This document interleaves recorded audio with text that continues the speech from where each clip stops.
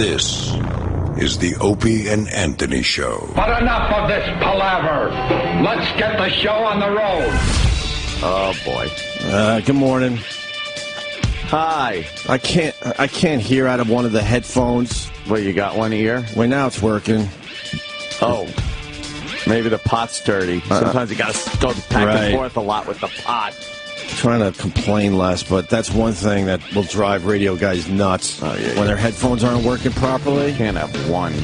I can't do radio with just one headphone. I don't know how you guys do, too. I feel totally like I'm underwater when I have both headphones on. Really? I hate the way Voss does it because he looks retarded. Voss, yeah. I always have one behind my ear and one on my ear. Yeah. I never have two on my ears. I feel like I'm Oh, jeez. It feels weird to have two on like this. Does it? I don't like it. I like it a lot. It's like, you know, you talk underwater when it just feels like you're underwater hearing something. I feel too surrounded by it. Oh. Well, I fixed it just in time. I was just panicking for the last 2 minutes. That'll drive any radio guy nuts. Yeah, you can't have one. Remember when they used to, like, change out the headphones and it would mess us up for, like, not just a day, like a few days. It'd sound all different. And every headphone's sounds different, even if it's from the same company. That's always been strange to me. Yeah. You would think it would be exactly the same if you're buying Sony's or whatever. Exactly. But, all right, we're here and everything's fine. Sorry about that. Yeah, now it's working. Yeah! Dirty pots. Dirty pots. Yeah, you got to twist those dials. We're living in an analog world here still. Very analog here. Yeah, just let everyone else pass us by. Right, no with problem. all your fun digital stuff. We'll just sit here with knobs. Satellite dials. I believe Satellite had like a 10-year, lead on everyone. Yeah. You don't think they've made the most of it? Oh, God, no. And then... Hey, they're doing well as a company, but fuck, man. Come on, let's go. Step it up. Step it up. We're challenging you. Oh, are we? Yeah, sure. Do they even listen to the show? I don't know. It's the weirdest fucking gig I've ever had in my life. They don't care if we do well, and they don't care if we do bad. Doesn't matter. It doesn't matter. Preaching to the converted, as they say. At least we got the listeners that are fucking on our ass constantly. Yes. Just constantly on our ass. That last minute of the radio show sucked. I just want to let you know. You guys are doing good right up until the last minute. The show is really good, but... Oh, boy, do people enjoy a good butt. A good butt. When they're not complaining, when they're praising you. Yeah. Why does everything have to have the butt? Why can't it be, the show is really good today? Not, the show is really good today, but that one phone call you did. Yeah. Why do you have to insert something Right. Yeah. That's great. I don't understand it. I don't get it. What do you guys want to start with? Oh, man. There's a lot going on today. Yeah, there's stuff going on. I'm obsessed with this guy, and you told me that this was this guy who got shot in the head and lived in Long Island. That's pretty amazing. Leave me out of it. I don't know what it is. It's a guy who's called the Ohika Castle. Yeah, that's right in my neighborhood where It's in Huntington, right? That's what I thought of you. More or less, yeah, on the outskirts. I grew up very close to there, yeah. And he had a hitman fucking popped him in the head, like it was like an old school guy had a ski mask on and came out and popped him in the head through his Mercedes, and the bullet. I guess this guy's a big, thick skull, and a fucking bullet didn't pierce his head. Right. And he's alive, and they said he was chatting in the fucking hospital the other day. And now he's worried that they're going to come back to finish the job. Yeah. Yeah, that's fucked up. Look, you think it's some, there might be some, might be some enemies that he has. Yeah, I don't. Let's name names. No. He's been affiliated with some politicians and stuff like that. Oh, right. He's given a lot of money to some political causes and stuff that prevented some people from zoning things. So there's like that angle too. I don't go down that road. No, those guys don't play. The old dirt road. Those guys don't play, man. Nah. I might have worked, yeah. Well, not directly in that world, but on the outskirts of that world. Might have carried their bags. And I know that they don't play. That's all I'll say. With their shiny shoes. Fuck. Yeah. But as an assassin, it's got to bum you out that there's security cameras everywhere. Oh yeah. Because they said they caught the thing on they caught parking lot surveillance camera captured the shoot. Yeah. Like you can't get away with anything anymore because of surveillance cameras. It's all just right there. Yeah. No, but I'm thinking like no matter where you are, there's a camera somewhere that's going to get you doing something. If it's not doing the shooting, it's going to be driving away or a traffic light camera. They look everywhere now. When there's a crime, they have people that just find every fucking camera in the area and check it. I was imagining one day if I did some horrific crime, could I like go into the subway? This is my escape plan. Oh, nice. So I got my clothes on, right? I hope so. And let's say I have a backpack with other clothes. So I'm like, okay, I did my horrific crime. Now I'm going to dip into the subways, but the cameras already got me. They got you. But now I'm in the subway. Yeah. How do I change into the other clothes so when I pop out somewhere else in the city, they don't got me again? That's just it. I've thought about this. Because there'll be video of you with the clothes on and then coming out of the same place with the new clothes, and they'll go, well, he's wearing those new clothes. So they'll catch me changing into my my new clothes, right? Yeah. That's what I thought. I've thought the same. Do you really think this shit? You have no idea. Oh, thank God, because I thought I was... The same daydream.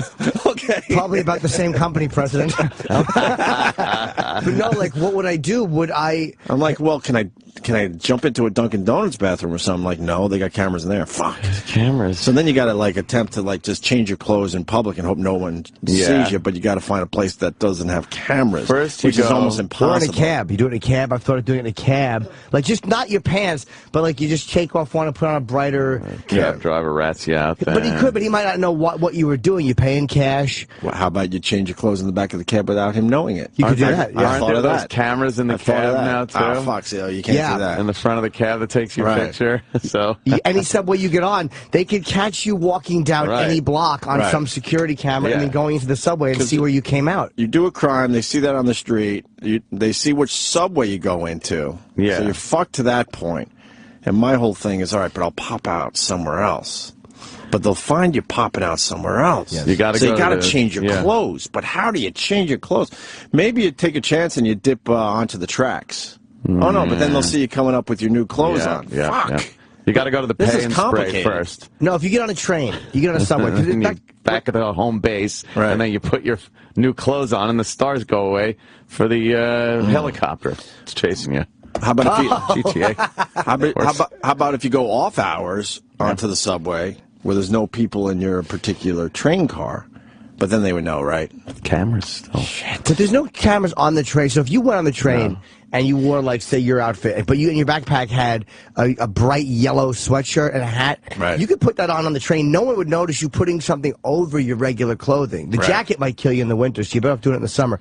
And then you fucking put a hat on. But if they see you go... You ditch the clothes that will have your DNA on. Oh, DNA. You burn them? I've thought of that, too. You can't burn them? No, you can't. But you throw them in the garbage anywhere or in the sewer. Or somewhere that would get wet. That's a rookie mistake. I think they check the garbage cans. Oh, when a crime is committed, they go and check garbage cans right away. Yeah. Hudson River. Check all the garbage Take cans care of the on DNA. the perimeter. Right. Wow, Jimmy has really thought this out too. Have you? Yeah. You kind of think like, wow, you can't get away with anything, and you kind of go through it in your head, and it's. So maybe you blow off the subway, but you can't do a cab. No. And I thought maybe you could walk it out. But they're going to catch you on a million cameras at that point. Yeah. Maybe you do a little dipsy doodle, though. You kind of dip into this place for a little while. But then when you come out the other side, what happens? So many cameras. I've thought of this, too, and this may come back to haunt me someday, but because cell phones are so trackable, you need a partner for this. But if you're going to commit a murder, you have somebody on your cell phone in one location, just texting and talking to somebody you know. This way...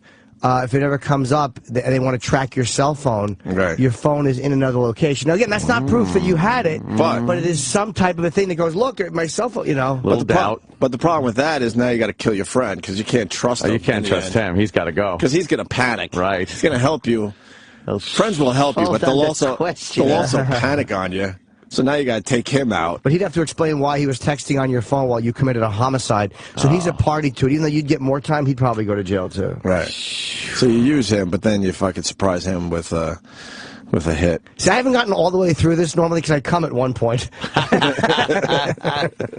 Boy, it's not that easy. I know someone saying it doesn't matter if you change your clothes because of facial recognition software.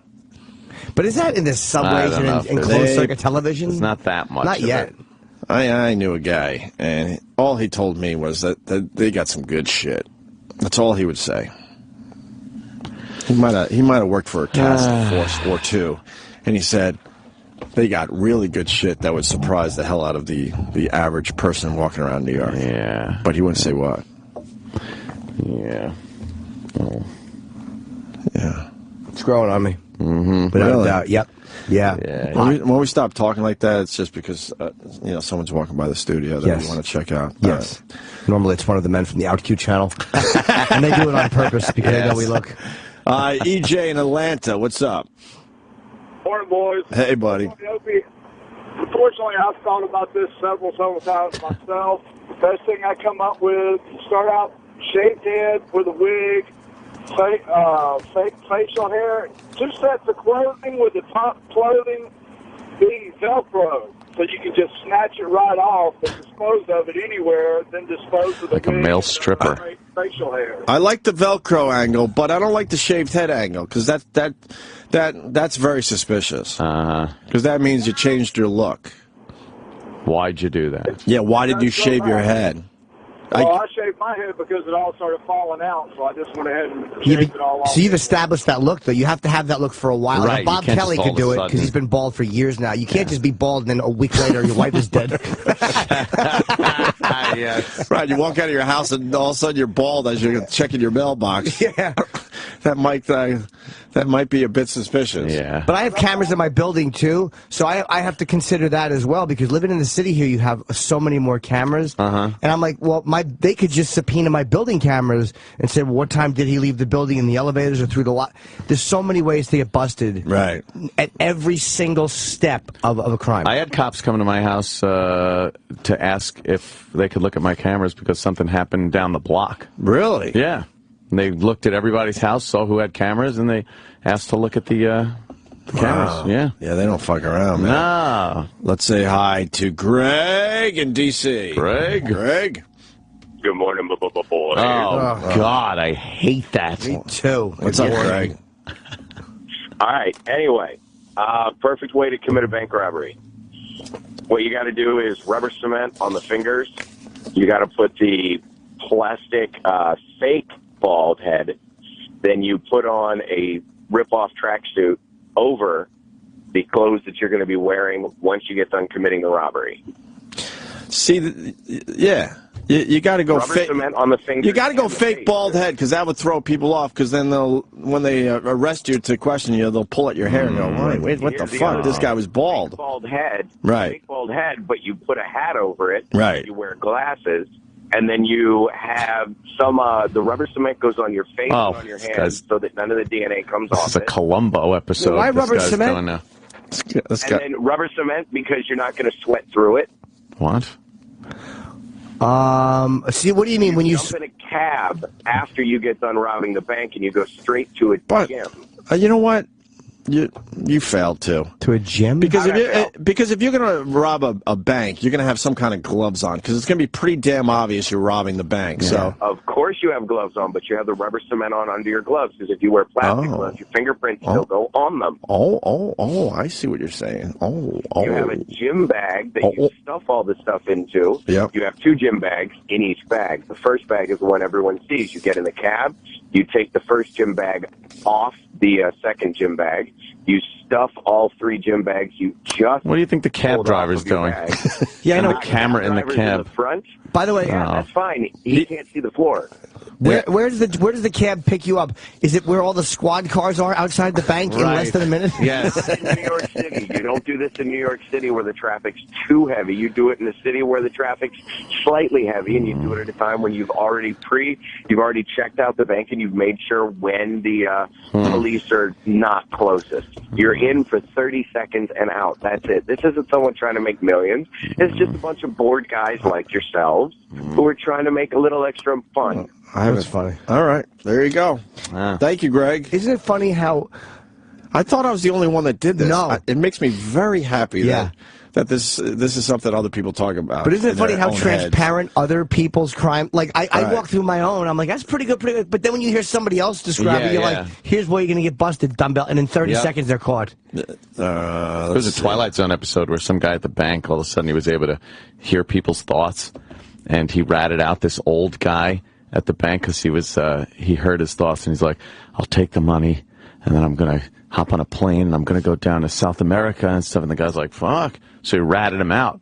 The guy's like, it turned out he fantasizes about that every day for 30 years that he's been working at the bank. Every day he just goes, okay, I'll steal the money, I'll do it. But he never does it. Right. But then he was like, how did you know that I was doing this? Oh, my God. It was a good one. I got to start watching more Twilight Zones. I love them Twilight Zones. Bill in Georgia. Bill. Hello, Bill. Good morning, boys. Hey. Opie, might I remind you, you are a multi-millionaire. Whoa. You don't have to commit crimes. Damn, I got to go check my bank statement. Oh. Damn, nice. Thanks, Bill. All right. We got a guy that actually pulled off a crime. Oh, really? He's calling from jail. Yeah, so why was he wearing a crime? Fuck. He got scared. He hung up. See? He said that he used a Big Bird costume to pull off a Big Bird costume? It just said to pull off a crime. Well, I think the best time to rob a bank is Halloween, obviously. Right. You could dress like anything, and you could go out, and all of a sudden, you pick a very popular costume. Right. And you do it that way. We got an FBI guy on the line. Oh, really? Tim Monahan. Tim. Hi, Tim. This is Tim Monahan, FBI. Could I get the name and number of that gentleman that just talked about rubber cement and the bags, please? Oh, you need that information. This guy's a cracked FBI agent. He called up and asked for himself. Yeah. Hi, Tim. I mean, the guys. We're on the case, are you? It's really Tony for Brooklyn. Have a good day. Of course it is. Yeah, but that one phone call was a little... That guy really thought about it. He might have got a little taste. Maybe. He might have got a little taste back in the day. Yeah. Just a little taste. Little? You don't go too crazy. Oh, fuck, this is a good idea. Frank on Long Island. Frank. Hey, guys, I got the perfect way to do it. You wear a fat suit, and you wear shoes with lifts in it, so you look like you're taller and fatter than you really are. You dump into the subway, you get out that tunnel, you take off the fat suit, take off the lifts. When you come out the other end, you're wearing the uniform of a subway worker, and you look perfect like you belong there. That's true, and then they're all hunting for the guy in Scarface who got on stage, got shot. Yeah, the big fat thing, whatever his name was. God, that fucking awful thing. Terrible show that was. Yes, You look horrible. like a fat guy, but now you're not a fat guy. But as soon as they find the fat suit somewhere down below in the subway system... Then they know. There's 1,000 places to put things in the subway tunnel they never find. Grates, things. The tunnel. Grates? I think they check grates. They check... Yeah, but... They check garbage pails and grates. Then you put it in your backpack and you take it with you and you dump it later on. Here's a video of him jumping off of the platform, running down the tunnel. Here it is. With what looks like a fat suit in We his need hand. your help. Obviously, he's wearing a fat suit. Because here's a video of him coming back out skinny. Hey, I didn't say I had a perp. That's why I'm working. I haven't The figured cameras it out all are the the- way out, but the fat suit and the height would work. I kind of like the fat suit idea with the lips. That'll throw them off for a little bit. It'll give you a little time to get out of the state. You put the balls, the facial hair, and if you really want to get crazy, a little shoe polish, change the color a little bit. Yeah, the one guy fucked up by saying, bald head with the wig. You got to go fake bald head. Yeah. Right, fake bald head. Right. You put a little spray tan on, something like that, so you look a little different. Then all of a sudden you'll have some self-esteem and you won't need to go out and rob a bank. You'll be like, let me go out and meet someone. I look good. great. Or you just become a radio show host. You get $1 million. There you go. Really? What about all the years where we made shit money? That's right. What do you mean made? Listen, I've been listening all those years. You made shit money, and I agree with you. Could have used right. some bank robbery money. Because the BAB days when you made nothing, going to the park bench for happy hour. Oh, Ooh, the park Did I give you a bumper sticker at the park bench? I probably did. I hope so. You gave me a stack to cover my pickup truck with. Oh, right on. All right, brother. You've So been it's with us back a in long the time. days. Thanks, Yeah, Frank. it was a long time. Thanks a lot, guys. Frank was funny. Frank. Let's say hi to Daniel in Korea. Oh, the Korean dude's calling. Oh. What's up, brother? Morning, boys. Hey. Morning. Hey, a good way to get away with murder. One, you got to do it on your feet. You can't be in your vehicle because they'll pull your Easy Pass record to see what tollway you were on. Who's going to use an Easy Pass when you're robbing a bank? Yeah, everyone knows that. Don't use you can't jump in your car and go through a toll. Yeah, it's just like divorce proceedings. They'll pull that shit real quick. Yeah, You're going to do it like American Psycho. Find some random bum and just fucking kill him. Walk away. Well, that's just... Right, well, it's not getting money. No, this is all about maybe getting money. We're talking some bank robbery. Right, you know. Yeah. All right. It's very impossible. Oh, fuck, this is a great idea. I was ready to move on, but this is a great idea. John on Long Island. John?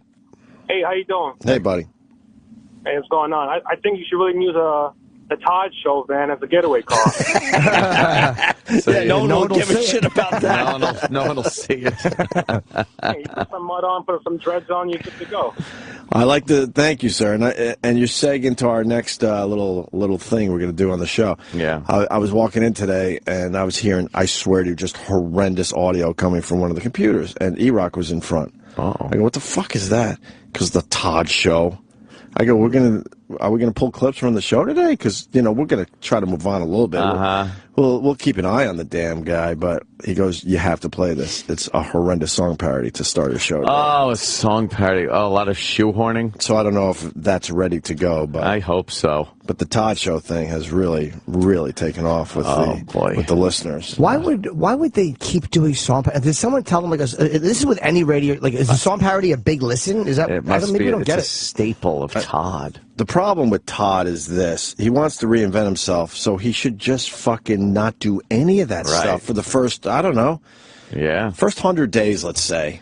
Just talk and just let everyone get to know and then you. Maybe slide that shit back in. The crew. But you're making it sound too much like the Scott and Todd show, which was a bust at the end. Yeah. The ratings weren't that great. They were just kind of, just surviving. And Scott Shannon's in the paper today talking about his new gig, which we'll be taking a listen to on Monday. I cannot wait for That's going to be horrendous.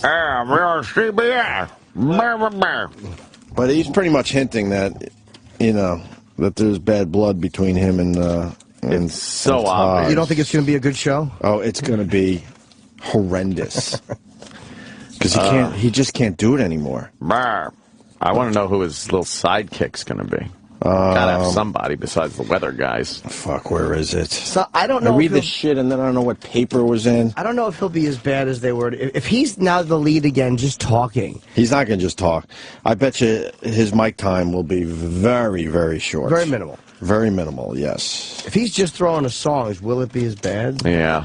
He'll just be intro and songs in and out, do a little weather, do a little traffic, and that's it. But it's going to be terrible. It's going to be horrendous. Yeah. I think it's in the other paper. I predict awfulness. Anyone have the other paper? I don't know which one you have. Papers. Get the papers. The Post? Yeah. I got the Post. The Post. No, it's called the Post, not the Post.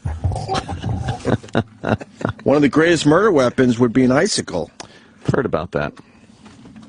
Yeah, but then you have a bunch of water with blood in it. You drink it when you're done with it.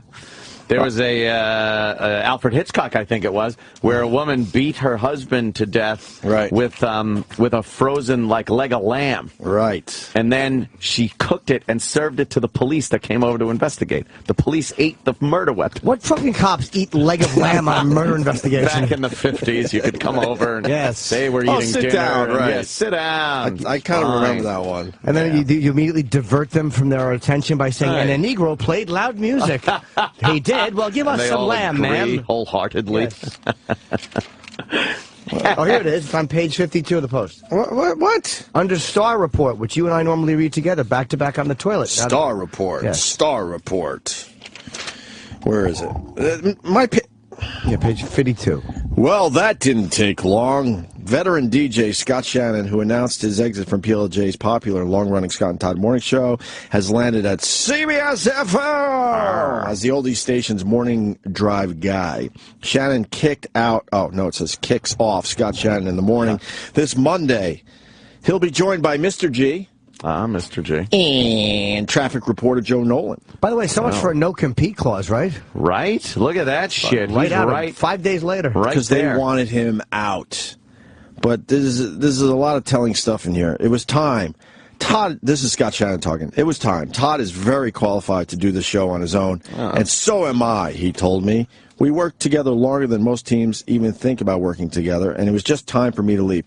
He's the younger guy, and he's felt like he could do the show alone for a couple of years now. That's you got to read between the lines, as they say.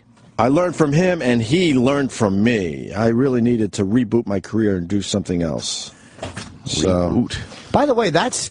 You know what? All that stuff about on the pay no mind list and stuff like that, that shows you how right that was. He really was, because we saw that fucking years ago. Like, he wants this old guy out, quote unquote. The pay no mind list. He was constantly on that. But he thinks he's this young, hip, relevant fucking radio guy, this fucking Todd. He's older than us. I know, stop. He's older than us.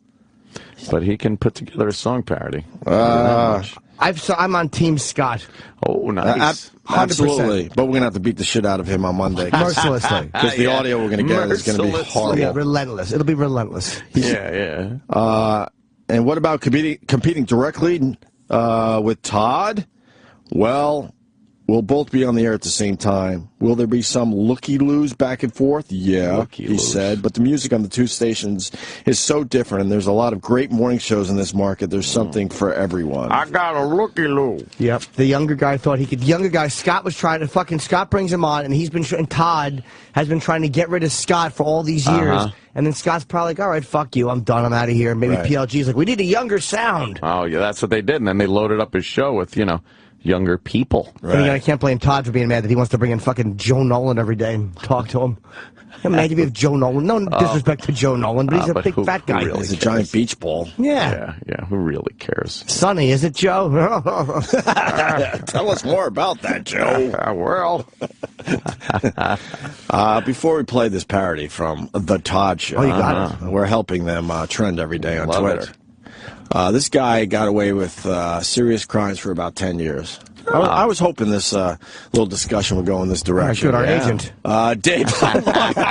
Dave. What's up, Dave? Hey, what's happening? Hey, man. Hey, buddy. Can you guys hear me? Yes, Dave, we got it. Yeah. Loud and clear. I just jumped on maybe about 10, 15 minutes ago, a long-time listener, but we were getting away with stuff. Well, the feds, when they finally caught up with us, said we were doing it for about 30, but we were only actually doing stuff for maybe a little over 10 years. But the only thing I was wanting to add is, unfortunately, people like to talk. Even if you do pull off a perfect crime, it just seems like there's always somebody out there running their mouth. That's what it is. People will talk. That's why I don't believe 9/11 was an inside job. Yeah. Someone would have fucking yapped by now. But what kind of crimes did you get away with before you got caught? Well, we started off doing little stuff. We were doing credit unions, pharmacies, and one of the biggest things that actually turned against us, we were in Indiana and going through a roof in a credit union, and a bread delivery truck broke down one of our license plates. You were going through the roof? Yeah, we'd go in at night and dismantle safes or hit the drawers. A lot of the smaller banks, they'd leave cash in their cash drawers. Holy fuck. When we eventually got hit, we all took plea agreements for 14 years, did 10 of the 14 under the old federal law. They weren't considered armed robbery because we never did do anything during daylight or business hours. So you were those criminals like in the movies. People like them because they don't do anything. Yeah, you're going through the roof at night. Yeah, but isn't it amazing? This guy did 10 years for that, and you can molest a kid and be with and be out in 5 or 7 years. Crazy.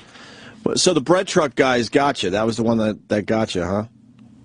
Well, I think they knew for a long time. I think that was just one of the pieces they needed. But under our discovery packet, there was a lot of people that were talking for years and years and years. Whenever somebody in our neighborhood where we grew up,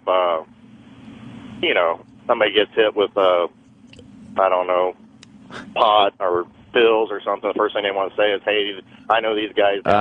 Make a deal, yeah. So why did so many people know what you guys were up to? Right. Well, none of us had jobs. All right. But also in Discovery, do they give out the names of people when you're going through your Discovery packet? Like you'll find out the names of informants? I didn't think they would give that out.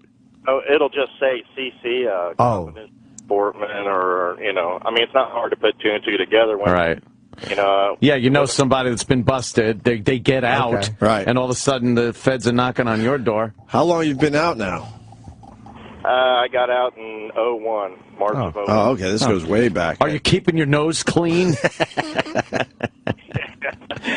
Yeah, I miss a lot of friends. I miss the money, you know, and easy money is easy gone. So wow. What kind of work do you do now? You don't have to be, really specific.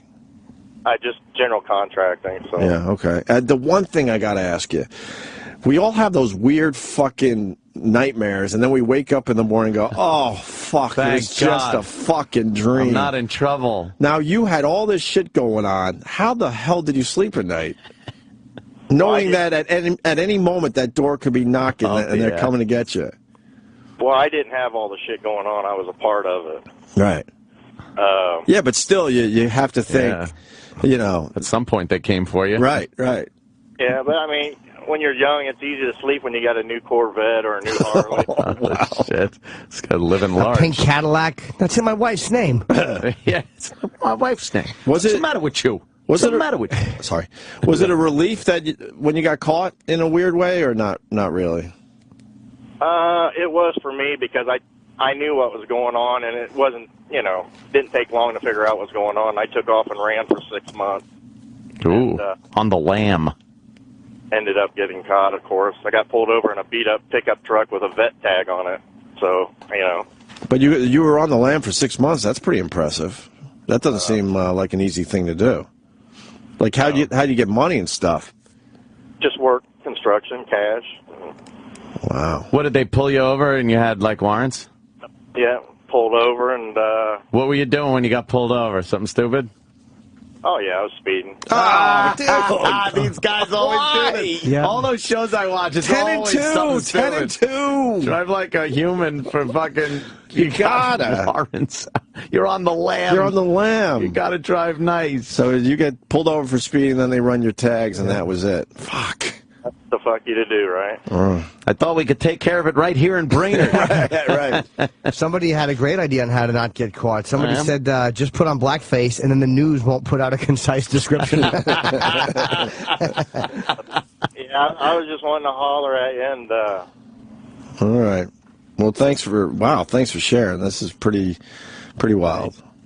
It always seems like you got a perfect crime, and there's always some little motherfucker with his mouth open somewhere, So. Right, that's why you got to do it all by yourself. Thank you, Dave. All right, like you guys. I appreciate all you guys doing. Thank you, brother. All right. Thank God you like us. Yeah, that's we want you guys on our side. He's all reformed, apparently. Right. Yeah. Thanks, Dave. Sounds like more of the same to me.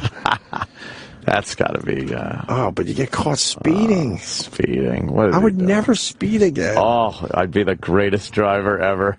Imagine that. You're like, I have warrants out. I'm fucking on the lam. But I guess after a while, you're like, you know what? I think I'm all right. I think I'm all good. I'm all right. I think I'm good. Speeding. It's always something stupid. Right. When they pick up those guys, you watch episodes of cops and stuff, and they pick up the guys with fucking coke in their trunk. Mm-hmm. It's always like, hey, you didn't signal, right? Or you were speeding or something. It's always like, what the fuck are you thinking with a trunk full of coke? Well, how did they get Son of Sam again? Was it parking tickets? Yeah, he had a parking ticket, and while he was committing one of the murders.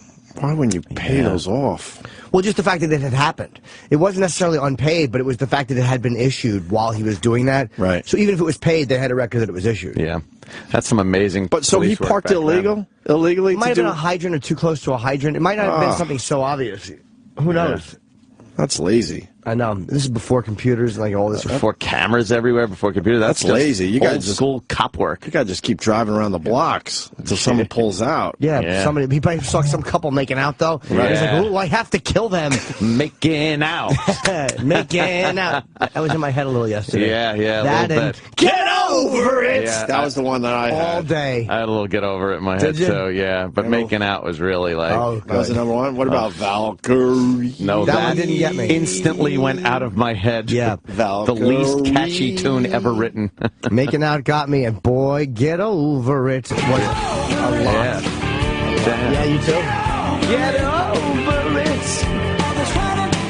Who else got caught traffic-wise? Randy Kraft was a serial killer. A lot of people don't know. Brutal. I think he was He would smother people with cheese slices. There was a book about him, and I think he got pulled over with a body in the car or a dead Marine in the car or something.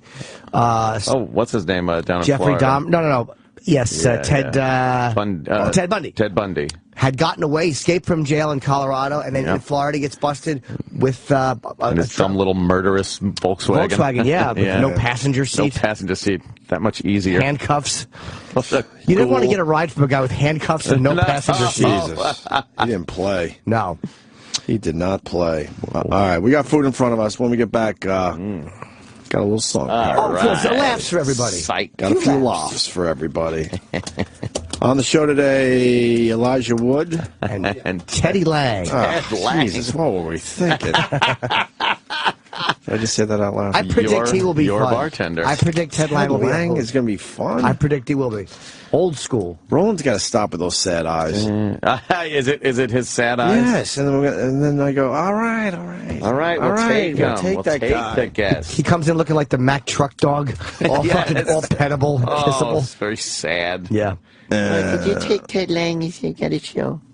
You want to talk about some dude that was murdered? Fuck yeah. All right, hold on. By the guy who killed him, I'd love to. It's Stacy. Oh, no. Stacy in Indiana. What's up, Stacy? You wanted it more than I did. Hold on, Stacy. The laughs are aplenty right now. Go ahead, Stacy. Stacy. Hi. How are you? Good. Your husband was murdered in 2005? Yeah, he was a jailer out of Bloomington, Indiana, and he was driving home, and this guy had been in the jail for about 6 months. Oh, man. And he had an AR-15 on a bipod. My husband was driving a big truck, getting off work, and the guy shot him in the back of the head. My husband didn't even know it. Now, so this guy obviously had a thing for your, like a vendetta against your husband for what happened, right? Yeah, that is exactly right. You can look it up on the internet. And the guy was talking about, they're called redactions. And when you look at court documents, they'll redact things. I used to work as a child caseworker, and they'll redact things. They're really hard to read. But the guy was talking about that you could tell who told on you.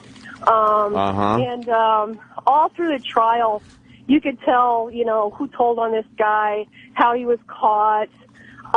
Who told on him? Was it a guy, an old cellmate or a woman? Old celly? No, his roommate actually called in a bomb threat because he was so afraid of his old roommate. He was actually afraid of him. This guy was so sneaky that he melted down an AR-15 in the Hoosier National Forest so he wouldn't get caught. Wow. That's pretty smart, actually. Melt down the murder weapon. Right. My late husband's father's a physicist, and he tried it himself. He said it takes less than a half hour. It's nothing but ash. Wow. Nothing but ash. So your husband felt nothing, though? Pardon? Your husband had no pain at all, right? It was just probably like he just went... No, that's my saving grace. He felt nothing, they said. You sound... You sound a little cheery. Yes. It's bothering me. No! You hear that, right, Jenny? My son and I listen to you every morning when I'm on work. Oh, thank you. Seems like it was a while ago, too, You move on. Have you found... It's been 9 years, and I'm with this great guy. Oh. Great. Yeah. I've moved on. Wow. My husband is in heaven. I believe in the afterlife. Heaven. People don't. Yeah, and he's looking down on us. We had one great little guy. And the guy that told on him said that if I had not gone on TV and radio and asked them to find this asshole, that he wouldn't have told. Wow. He said that in open court. My son, who was 8 years old at the time of the sentencing hearing, called him a coward. Oh. Pointed at him. Yeah, I've got a great kid. Damn. He's just like his dad. Yeah. Wow, Jesus. No, you guys are great. I've always wanted to talk to Jimmy and Anthony. Yeah. Oh, I love. Yeah, and Opie too. But so. It's all good. Wow, Yeah. that's a hell of a story. Exactly. All right, Stacy. I don't know. Thank you. I don't really know what to Have a say great about day. that. But thanks Knowing for. here in Indiana, we're freezing our asses off at -8. Right. Jesus. All right. Same size my penis is. -8. Well, you guys have a great day. Yeah, you too, too. Stacy. Bye, Stacey. All right. Bye. Goodbye. Yeah. Jesus. Sounds like a bunch of bullshit to me. That's a nice story. Yeah. Holy fuckaroni. That's the way to go. If you're going to get shot, back of the head. Keep that in mind, Travis. Hello, this is Ricky Gervais. They're a big 90s band, right? Oh. Yeah. No, I mean, I know who they are, but I would say so. Yeah. Are they still together or no? I don't know. Sort of. Sort of? Yeah. Billy's still doing Smashing Pumpkins. Yeah. Corgan Smashing Pumpkins. Over it. Yeah. With the @Billy name on fucking Twitter. Think how many people wanted remember. that one. It must have been a fan who got it, right? He was the one that Yeah, got maybe. it. That's pretty impressive. Yeah. Well, I asked Robert Rodriguez yesterday, how did he just get Rodriguez? Like, sometimes like a fan got me, A Jim lot of Norton. Rodriguez. Yeah. So sometimes someone who likes you will save it. Yeah. Is this the game show? Yeah. That Ted Lange is on? We're only 2.5 hours away from Ted Lange. People, I wouldn't go anywhere. From Ted Lange. Can we see? Oh, that was him? Make it bigger. I can't Wait. see Ted Lange. That was Ted? So He does the little point at you from behind the bar. He's the show's bartender? what? Yeah. What are we doing? Oh boy, there he is. He's the bartender on the show. Your bartender. Wait, it's not his TV show? No. No. He's just the bartender on a shitty TV show? Oh, jeez. He's the No. On What's this the name of TV, this show? It's called Mind of a Man. Mind of a Man. It's on the Game Show The Network. game show It network. is? All right, Game Show Network. Mind of a Man. GSN. Each episode will feature 2 women answering questions previously asked and answered by a survey of 100 men. During the 3 rounds, contestants will try to determine correct answers with the help of participating celebrities. I thought he was the host of the show. That's what I thought. No, he's the bartender. So what does he do? Gives you the pointers. He points at you like, "Hey!" And then like what did he used to say? Did he say anything on Love Boat? Did he have a catchphrase, or did he just point? I think he just pointed. That's what he does on the show, then. Isaac, your bartender. Right. Now he's Ted Lange, your bartender. Yeah. What? Yeah, Ted Lange is the bartender on the show Mind of a Man on the GSN. His bio's a little light. Is it a little thin? Doing my research right now.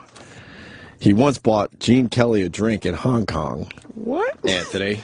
Oh, In what? Hong Kong? In Hong Kong. Gene Kelly Gene Kelly a drink in Hong Kong. bought him a drink in Hong Kong. That's What's right. Gene Kelly doing in Hong Kong? He may have been there to watch a sporting event. What? I know that Hong Kong does host a few things. What kind of sports does Hong Kong? Well, there was one big event one time, apparently. King Kong was over there. King Kong. King Kong went to Hong Kong. Yeah, he was there. For the sporting event? Or? Yeah, it was to play ping pong. Yeah. And it was very unique the way he played. He used his ding dong. No way. Yes, I swear to you. You want to learn more about Ted Lange? I certainly do. His finger thing towards the camera. Yeah. That was an ad lib, everyone. Wow. He just decided to do that one day in the Love Boat, and they liked it. You're kidding me. Famous. That was an ad lib. What was the finger thing towards the boat? I don't remember. He would do like They used to do the credits. right. Inside the little wheel, inside the little ship wheel. Oh, right. And it would be Isaac, your bartender. Right. Because it was like your, purser yeoman, your this cruise director thing. And he would go, give you a little point in, hey, I'm here for you. If you hear me say yuck really loud, that's no. because Ted Lange did that to us. Oh, no. Later on this morning? Yes. He's going to do it right away. I bet the second he walks in the door. Here it is. The second that door opens, Make we sure go, you're filming. Hey, Ted Lange. Make sure He's you're going to filming. go, hey. He's I'm going to go, yuck. Oh, God. Oh, God. He appeared in 250 episodes of The Love Boat. How many episodes were there of that fucking show? Like 250. Probably You thought 250. there was only 200? He just did 50 more on spec? He directed 12. and wrote 5. Wow. They throw him bones after a while, yeah. No, he wrote that. I'm sorry, he wrote the famous. Remember the episode where Gavin McLeod got his ass eaten? Captain Steuben got his ass eaten. The ship ran aground because he wasn't where he was supposed to be. Ginger Rogers once told him he was a wonderful actor. Ginger Rogers was on the Love Boat, I bet, right? According to IMDb, he won the Renaissance Man Theater Award from the NAACP. All right. And he directed 1 episode of Fantasy Island. Oh, wow. The pillow on the chest one. Oh, God. Yes. It was Mr. Rourke's fantasy. Yeah. Some midget he knew would fucking blow his chest out through a pillow. Ouch, it hurts. Is that the intro? And then there was... So when does the bio start? Oh, see. And then there was the time... What else did he do? Where's the other sheet for Ted Lange? I am double check. Yes. Where is the other? That is the complete Ted Lange bio. So basically, he hasn't done anything of significance since the Love Boat. Well, when you're typecast as the bartender on a cruise ship, it's very hard to get work. But now he's the bartender again on a really bad game show for the Game Show Network. I have an interview from 2011. Oh, you do? I mean, should we do some research on the air? Yes, please. Learn from this. Because you are supposed to watch older interviews with your guests, so you can gauge their personalities. Yeah. All right, so this is actually from... Okay, so it's not like... I mean, the Opie and Anthony Show is a big media destination. Thanks for saying it, Sam, because if we said it, we would look like assholes. Right. Only big media destinations like the Opie and Anthony Show and the Thunder Valley Resort get to interview Ted Lange. What is... It's a casino and resort. Okay. Okay? All right. Why are you halfway through the interview? This was all intro. Wow. What? Oh, wait, no, I got a... Third of the... Oh, no. Oh, good. Oh, no. He's... I guess I shouldn't skip that. Oh, no. And who's that guy? That looks like a wrestler. That's the host? Yeah, he's the host. Okay. Like Penn Jillette. Just play this. Come on. Ted Lange, Thunder Valley says Lange. thank you very much for coming on out. Is his name Ted Lange? Pleasure. Is it? I am not calling him I have Ted never Lange. heard him called anything but Ted Lange. It's Ted Lange? It might be Ted Lange, you know what? I'm saying I Ted said Lange. There's an E at the end, so... So you call him Ted Lange, and then we know either for your interview or this interview he didn't correct somebody mispronouncing his name. Yeah. Teddy! Ted Lange. Having a wonderful time and happy to be here. And you know what? After this, I'm going to go out there, make some money. Hey, that's Tony Dow from Leave It to Beaver. Well, That's isn't Wally. it amazing that so many people love Love Boat? They ask you a ton of questions up here. What's the most common question that they ask you, Ted? The most common question was how to make a margarita. Oh, shit. Fuck yeah! He's incorrigible. Get zooted. How to make a margarita. All right. Can I just issue a request? This is not as like a person who works here, but it's just as a fan of the show. Could he be... Can you guys, when he comes in... Yeah. Can you ask him, hey, Ted, how do you make a margarita? Yeah. Did you do that? Oh, Yeah. No problem. Except I'm not going to say Ted. I have another name. Oh, yeah. Isaac? No. Uh-oh. 15-yard penalty? No. Okay. Jesus. All right, I got my first question.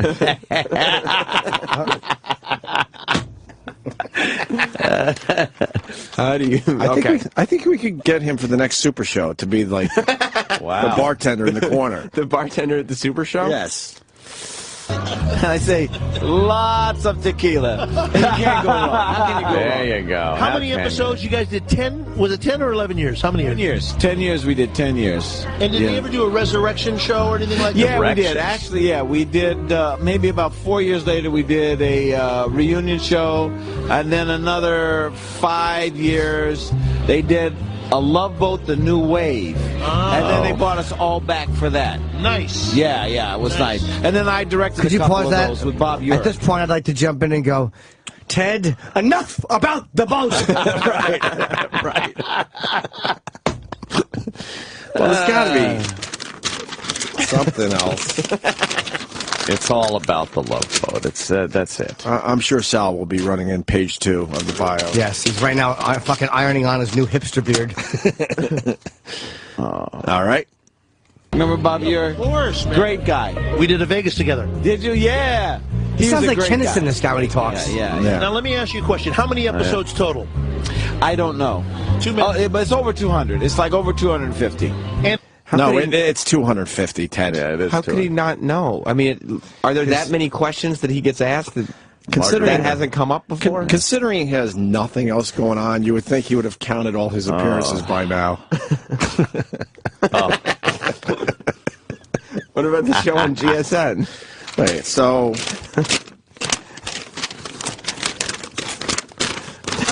Nothing. This is it. And when you came up with the finger thing. Oh. That wasn't ad. Whose idea was that? No, ad lib. Yeah. Ad lib. I mean, we're doing, you're on camera, the guy says, smile into the lens. All right, here, rewind. I know how I'm going to say. I'm going to respond to that. I want someone to ask you. Let's just pretend that let's make believe we don't know, and we'll ask him about it. Okay. I think I know how I'm going to respond. Go ahead, try that again. Let's hear him say that. The question? Yeah, and then his answer. Okay. I just want to make sure. I want to practice my response to him. Okay. When you came up with the finger thing. That wasn't ad. Whose idea was that? No, ad lib. Yeah, get the fuck out of here! Chris in New York goes, are you talking about the guy from Love Boat? But yes, hold on a minute. I think we're... Chris. Opie. Yeah. What's up? How are you guys? Hey. Listen, it is Lange. I think he's got the E at the end. Yes, he does. Yes, he does. So it's Lange. Don't you guys do any research for Christ's sake? Well, we're trying. But Yeah, you're trying. let me give you this but. I feel like I've heard his name... Ted Lange forever. Yeah, forever. Lange. I've heard it before. He used... Well, then you get in here and Lange fucking is interview familiar. him. Well, you're You close. want from Come us. on by Yeah. and you can interview Ted Lange. You interview him. You're a big fucking fan. Ted Lange. Ted Lange. All right, Chris. Thank you. Keep going there, enough for Sam. you. Yeah, it's like, does the I've show heard do any... Ted Lange my Ted entire Lange, life, and I'm going to start the interview by saying Man. that. I'll tell you, Let the him son of a correct bitch us. looks good. He's got gray hair, but he looks fucking the same as he looked 30 years ago. Of course, he has no stress or pressure. Don't crack. What do you mean? He just sits around. Talks about his pointing. Pointing. His famous point. That's what he's famous for. All right. Let's let me practice that again. I don't want to curse. Wait, what are we doing? Going backwards? Yeah, because we hear that we're cursing too much on okay. these, so I don't want that. All right, here we go. No. But it's over 200. It's like over 250. And when you came up with the finger thing. That wasn't ad. Whose idea was that? No, ad lib. What? Oh, come on, no, come on. Please do that. Please do that. Because we'll ask him. Okay. He's going to fall right into our trap. Of course. We will ask him about that, and he will go, that was an ad lib. And then Jimmy can... Am I allowed to... Can I ask the margarita question? Oh, yeah. Please do. Please do. Let's see what else is going on here. I have so much to ask him. I don't even fucking... All right.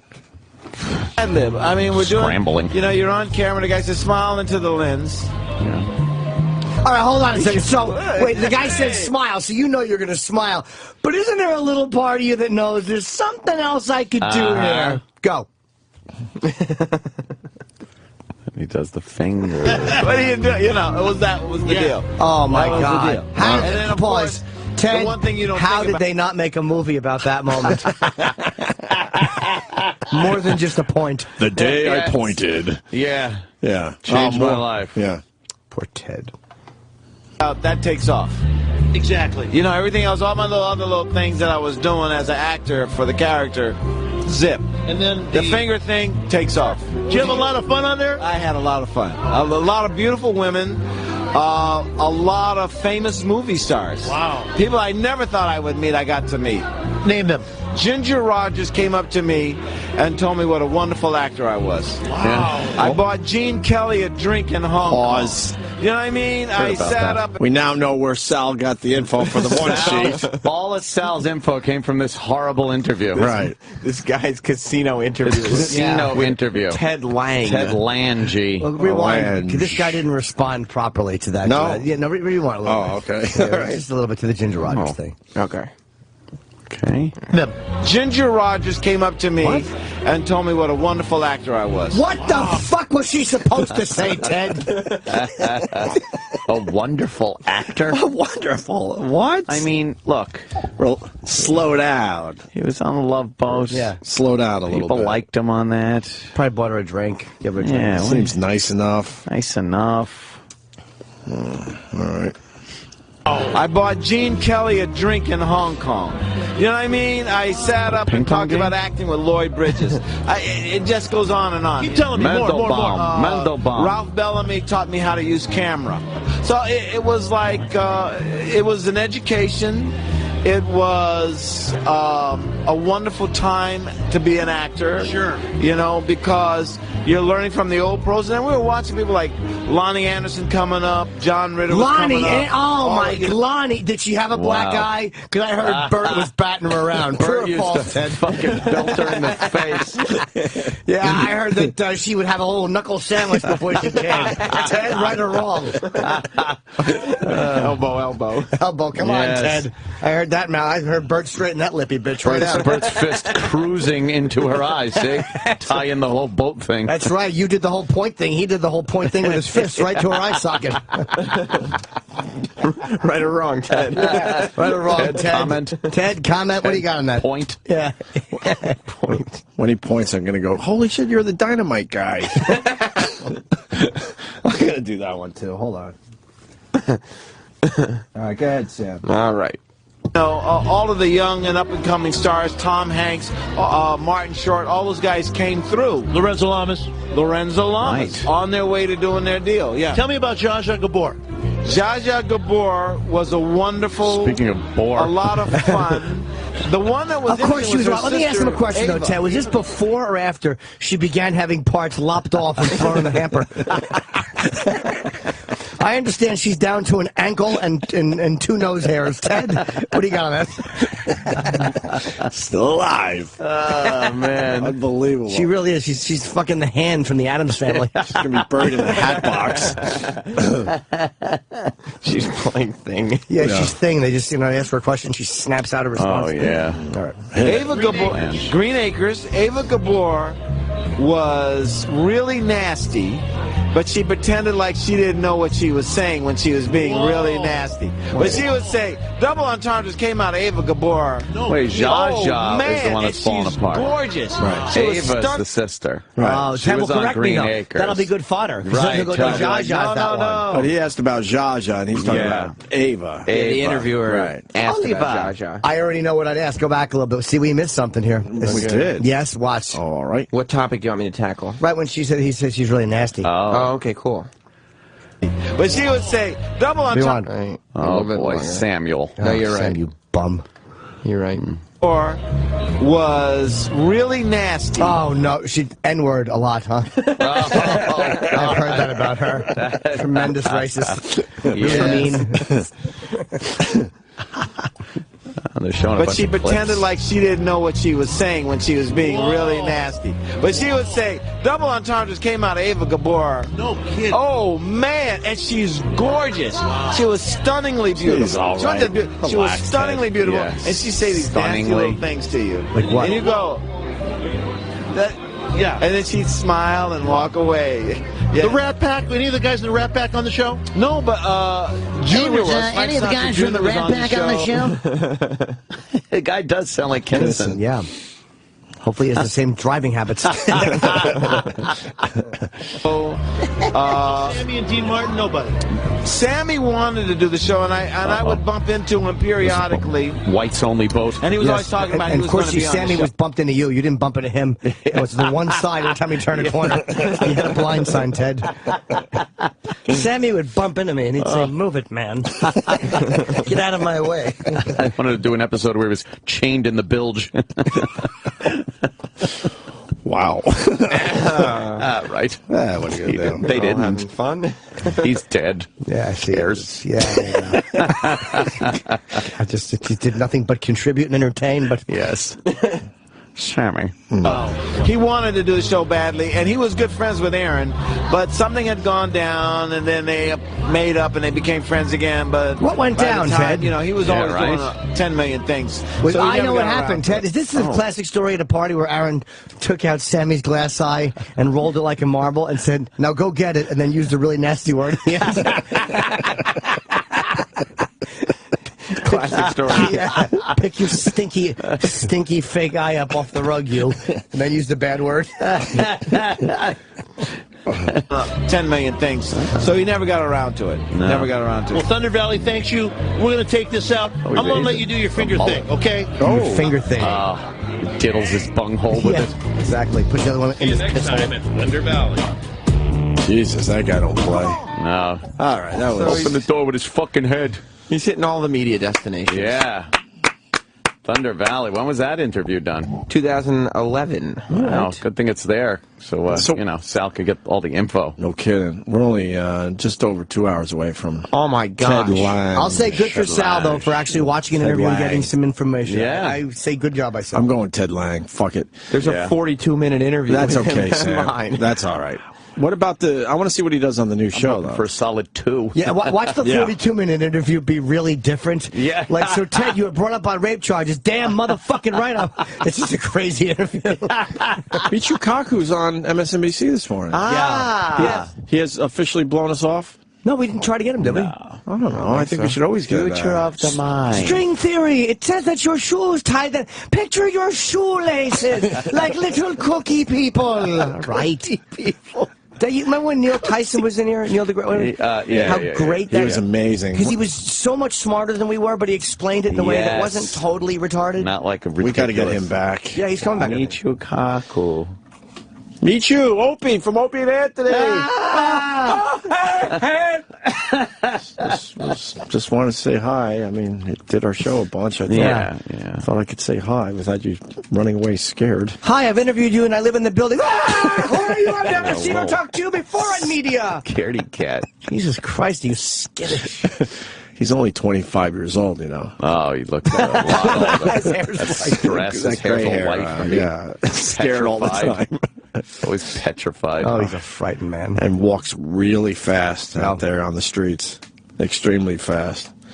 So I have an amazing bit of trivia, by the way. You do? Amazing. Yeah. Because I thought it was crap until I looked it up. Someone on Twitter put me onto this. I want to hear it. We were talking about Ted Bundy. Blondie, Deborah Harry, got in the car with him in New York. No. And thought he was going to, and got out in the early 70s. Wow. How do you know that's true? Because I looked it up online, and it's her story. Blondie's Debbie Harry claims serial killer Ted Bundy lured her in the car. And she said, in an interview, she told how Bundy spotted her from his car in the early morning hours as she walked across town in New York. He persisted in offering her a lift, and because there were no cabs available, she finally got in the small car. Her instinct, however, saved her life because she noticed there were no door handles and the car interior was stripped bare. Wow. She somehow managed to put her hand through the window, because I guess it was cracked, she said, and opened the door from the outside and jumped from the moving vehicle. Damn. She only learned later that the smelly driver, because she said he smelled terrible, was Ted Bundy. And after his arrest, Bundy said he made his first attempt to kidnap a woman in '69 and implied that he committed his first actual murder in '72. Bundy earlier. So yeah, that was some thank you to the listener for putting me up on that. I had no idea. Yeah, wouldn't have had all those wonderful songs. but isn't it weird how you think like one guy's actions could have affected? I mean, Yeah. fuck. Right. Damn. Call me. Yeah. Do we have any audio of Ted Lange on his new show? Oh, yeah. Lange. He dyed his hair, by the way, back to the Love Boat days, yeah. If you want to pick it up right here. Pick it up. Oh, Ted Lange just said something funny? I don't think so. Yes, sir. What you think, man? If you go to a dance, look at the black men that are watching the white guy dance, and they're all going like this. Shaking their heads. Man. I like that little racial humor. All right, ladies, you got some good advice. Lock in your choice. Show me what you got. Ugh. All right. Yeah, apparently it's a show about the differences between black people and white people. Oh, yeah? Is it really? That's part of it. Oh. Cool. All right. So we'll have Ted from the Love Boat, Ted Lange. Right. Lange, whatever. Ted Lange. Guy's in my head. Lange. You know what Joe Biden said, speaking about that? What did Joe Biden say? About black people and white people? Uh-oh. What? He said, I may be a white boy, but I can jump. Oh, yeah? That's a little movie play. Uh-huh. What's wrong with that? Well, that's a very stupid thing for the vice president to say. Not really. Yeah. I don't care. How was he second guest, by the way, on the fucking show? Amy Poehler was the lead guest and he was second, or was Amy just co-hosting that night? What, on the Seth? Seth Meyers. Seth Meyers. Seth Meyers did very well in the ratings, by the way. He wanted Amy to be his first guest. Oh. How do you have Joe Biden be second? I mean, all due respect to Amy Poehler, how do you tell the vice president, like, look, they're friends? Yeah, Vice you'll be President second. is a figurehead. Lauren Michaels, I'm sure. All right, we'll play the Joe Biden clip after the break. We got the song parody from Todd. Oh, my God. We got Elijah we can't Wood wait for coming that. in. That's a good one. Yeah. We got lots to do today. Oh, yeah. 3, 2. Go with Lange. I don't know. If you go with Lange, I gotta go with Lange. We gotta do the good cop, bad cop. And we got Elijah Wood coming in. Cool, Ramones. By the way, I have to correct myself. Apparently, Snopes is saying that Debbie Harry's story was false. Not that she lied, but that she was mistaken. There's been a lot of reports of women who had weird things with guys that they later thought was Ted Bundy. Apparently, Ted was never in New York. Really? Okay, yeah, that was it. Wait, so that did happen to Debbie Harry, Oh, yeah, they don't but think with she's somebody lying, else. Yeah, they think it was just somebody else. So she might have been a little drunk and then went, oh, yeah, that guy looks familiar. Yeah. Uh-huh. Gotcha. Very cool. So, he was never in New York? I didn't know that. No, it said the closest he ever got to New York was Philly. Really? Okay. How do you know that much? I was reading it while I was fucking taking a dump. Now everybody just reads on the bowl. Absolutely. You wind up spending a lot more time in there than you used to. Get hemorrhoids like wind chimes. Wind chimes.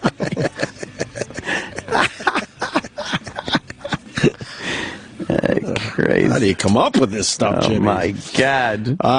The Ted Show. Jesus. The Todd Show.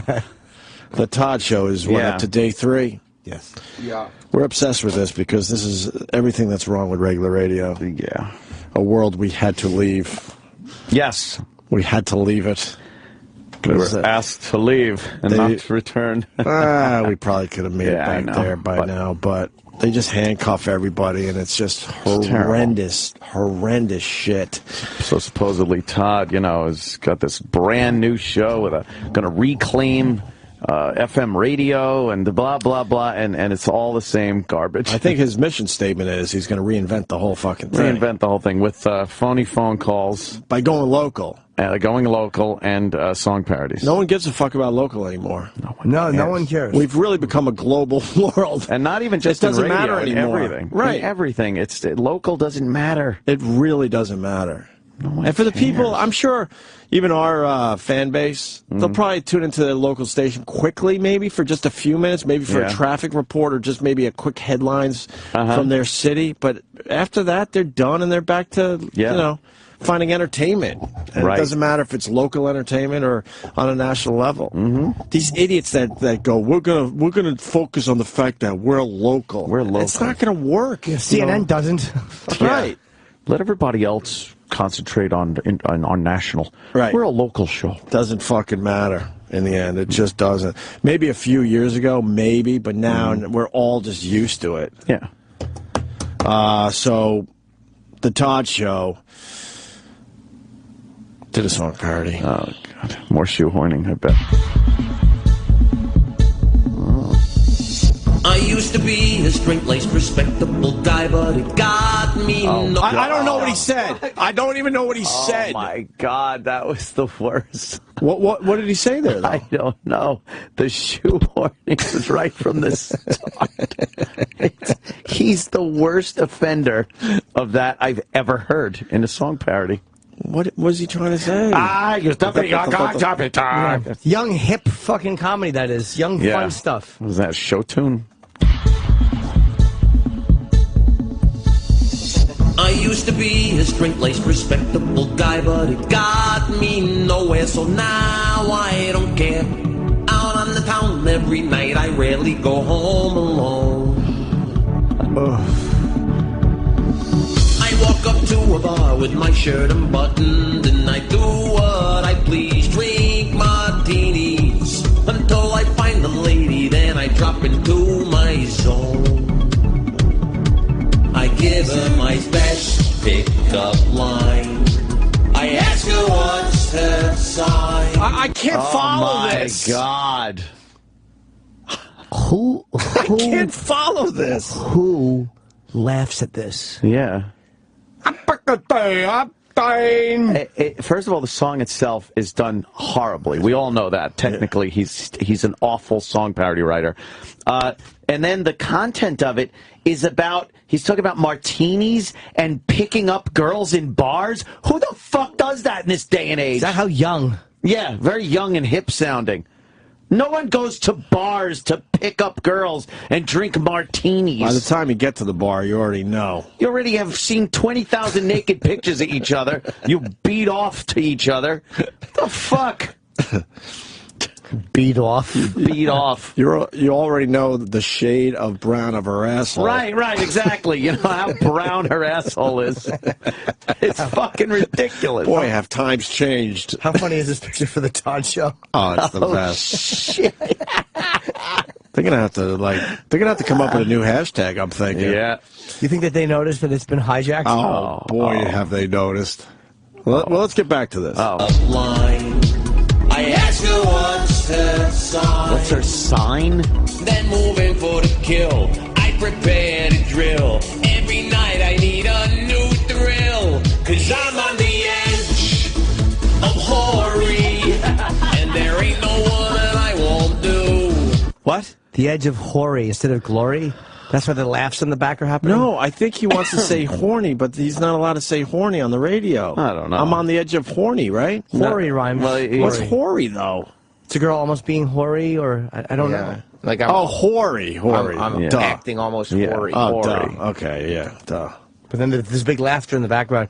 Can you hear the tentative, the we're on the radio titters in the back? Oh. You see, this Twitter account. This is Todd Scheckler. It's a picture of Todd with that poorly painted mustache on. The edge of hoary. And there ain't no one that I won't do. I'm on the edge of hoary. I'll jump on you like a kangaroo. I like the blonde, brunette, redhead in my bed. Cause I'm on the edge of hoary. Looking for somebody new to do. I'm a self-proclaimed sex guru. Come and listen. They're so funny. Love you guys. This is the Todd Show. They're not so funny. What hack? Wow. What was the sound? Oh, yeah, just fucking full of electronic What noises. was that? That's what we always make fun of. Yeah. Can we hear the end of that again? I'm a self-proclaimed sex guru. Come and listen. They're so funny. Love you guys. This is the Todd Show. He was using his little voice, too, there, a little bit. I'm on the edge. Of hoary. Come on the edge of hoary. E-Rock, that was terrible. E-Rock? Yeah, what are you doing, E-Rock? You were friendly with me. He's got something in his hand. I bet it's pizza. Now, I told Eric Who are you? that we can't just continue playing the Todd Show clips unless you got something really good. Really good. Well, Eric doesn't know we make fun of them. He's just enjoying listening. Yes, yes. It's his brand of radio. Yes, yes. Well, I have something if you had nothing else to go to. You We don't don't. have to if you don't want to, but... What is it? I see what it says. What do you think? We can't do another phone scan. Oh, my God. He didn't do another phone scan. I hear he's No, doing he has to do 4 4 a day. All right. 4 a I'll day? be back. The voice is probably different, though, right? Well, this one he actually says a name, because the last few didn't have any names in it. I bet. Is it a good name? Don't tell me what it is. I won't. All right, We got to hear the name. Okay, all right. We got to hear the name. At least the name. Fucking stinks. Well, he was the one who said he's going to reinvent radio. The Todd Show. As he does the same horse shit he did with Scott and Todd. That's terrible. What? That's That's not nice. All right, phone scam time on the Todd Show. Who's this is guy? kind of an interesting story. I need dance lessons, and my boss is having this big thing. Well, you'll hear about it. It's called the Big Tour. Yes, he is. What? A big tour. Hey, this is Left McFooty. I got 2 left McFeets and I'm trying to dance. Oof, I bet it's worse. Nah. You'll hear about it. It's called the Big Tour. Get the fake voice on there. Hello, Dance Academy. How can I help you? Yeah, my name is... And no one starts a phone call with "my name is." When have you ever called for pizza? Hey, it's John's Pizzeria. Yeah, my name is Slice of Pie Pizza Magoodle. Oh, it's a funny way to start. It certainly is. My name is... I can't wait for the name. But he's reinventing radio, guys. Yeah. Reinventing. Hello, Dance Academy. How can I help you? Yeah, my name is Isman Snevlumchin. I'm from Brighton Beach, and I need to get me some twerking lessons on account of my jerk-off boss is having a twerk-off competition. Isman and I gotta win it or he's gonna Snevlumchin. bag me. Yeah, my jerk-off boss over there, Jerky Boys Rip-Off. Yeah. I can't do the original voice or thought. Hi, my name is Steely McPersona. I like to take something that worked many years ago and then just kind of claim it as my own. He is really fucking ripping off the Frank Rizzo. Oh, my God. And then I gotta win it or he's gonna bag me. Oh, I'm really sorry. I don't know if we'll be able to help you. Unfortunately, we don't provide. You know twerking what? You know, lessons. the economy is bad, right? Don't close the door to new business then. I mean, I'm going to have a tough time with this. When I was a kid, I was bitten by a snake and the venom froze up all my ass tissue. I'm sorry about that, but we are a professional dance company. We don't have anyone to rip-off. teach the twerking. stinks. We don't really consider that dance. Yeah, well, I'm let's get to sorry. it in a second, but what do you mean you don't consider it dance? I mean, I'm going to come in there like a wrecking ball and make it happen. You get the pop culture reference? We will teach ballet and jazz, all dance, professional dance that ballerinas can get into companies for, get my students into good college programs, things like that. Let me ask, what was your name, Marissa? Oh, no, my name is Gianna. Yeah, I can't say G's. But you just said the letter G. Right, but I'm talking about in the context of someone's name. Like, I can say phoniness. G. Who the hell Yes, can't say G? fucking I'm just saying if it's part of the name, then, like, if I go to say your name, I say Yana. I'm out. I can't see, do I it. can't do it. Moving forward, how about can't you do can it. just call me Miss Tap G. it out. I can't do it. It's just tapped. It's fucking enraging and terrible. It's not even fun. No, it's so bad. He's doing 4 of those a day, but he's reinventing radio. Yeah. He rotates them now, too. Like, That's good. A new one will play twice that day, Good. and Right. then once the next day at a different time. Get rid of the old guy because you're young and fresh, Yeah. right? 'Cause That's the big youth movement. Every hour is a different audience, so... Talking about being in a bar and asking a girl, what's your sign? What is this, Ronan Martin's laughing? Yeah.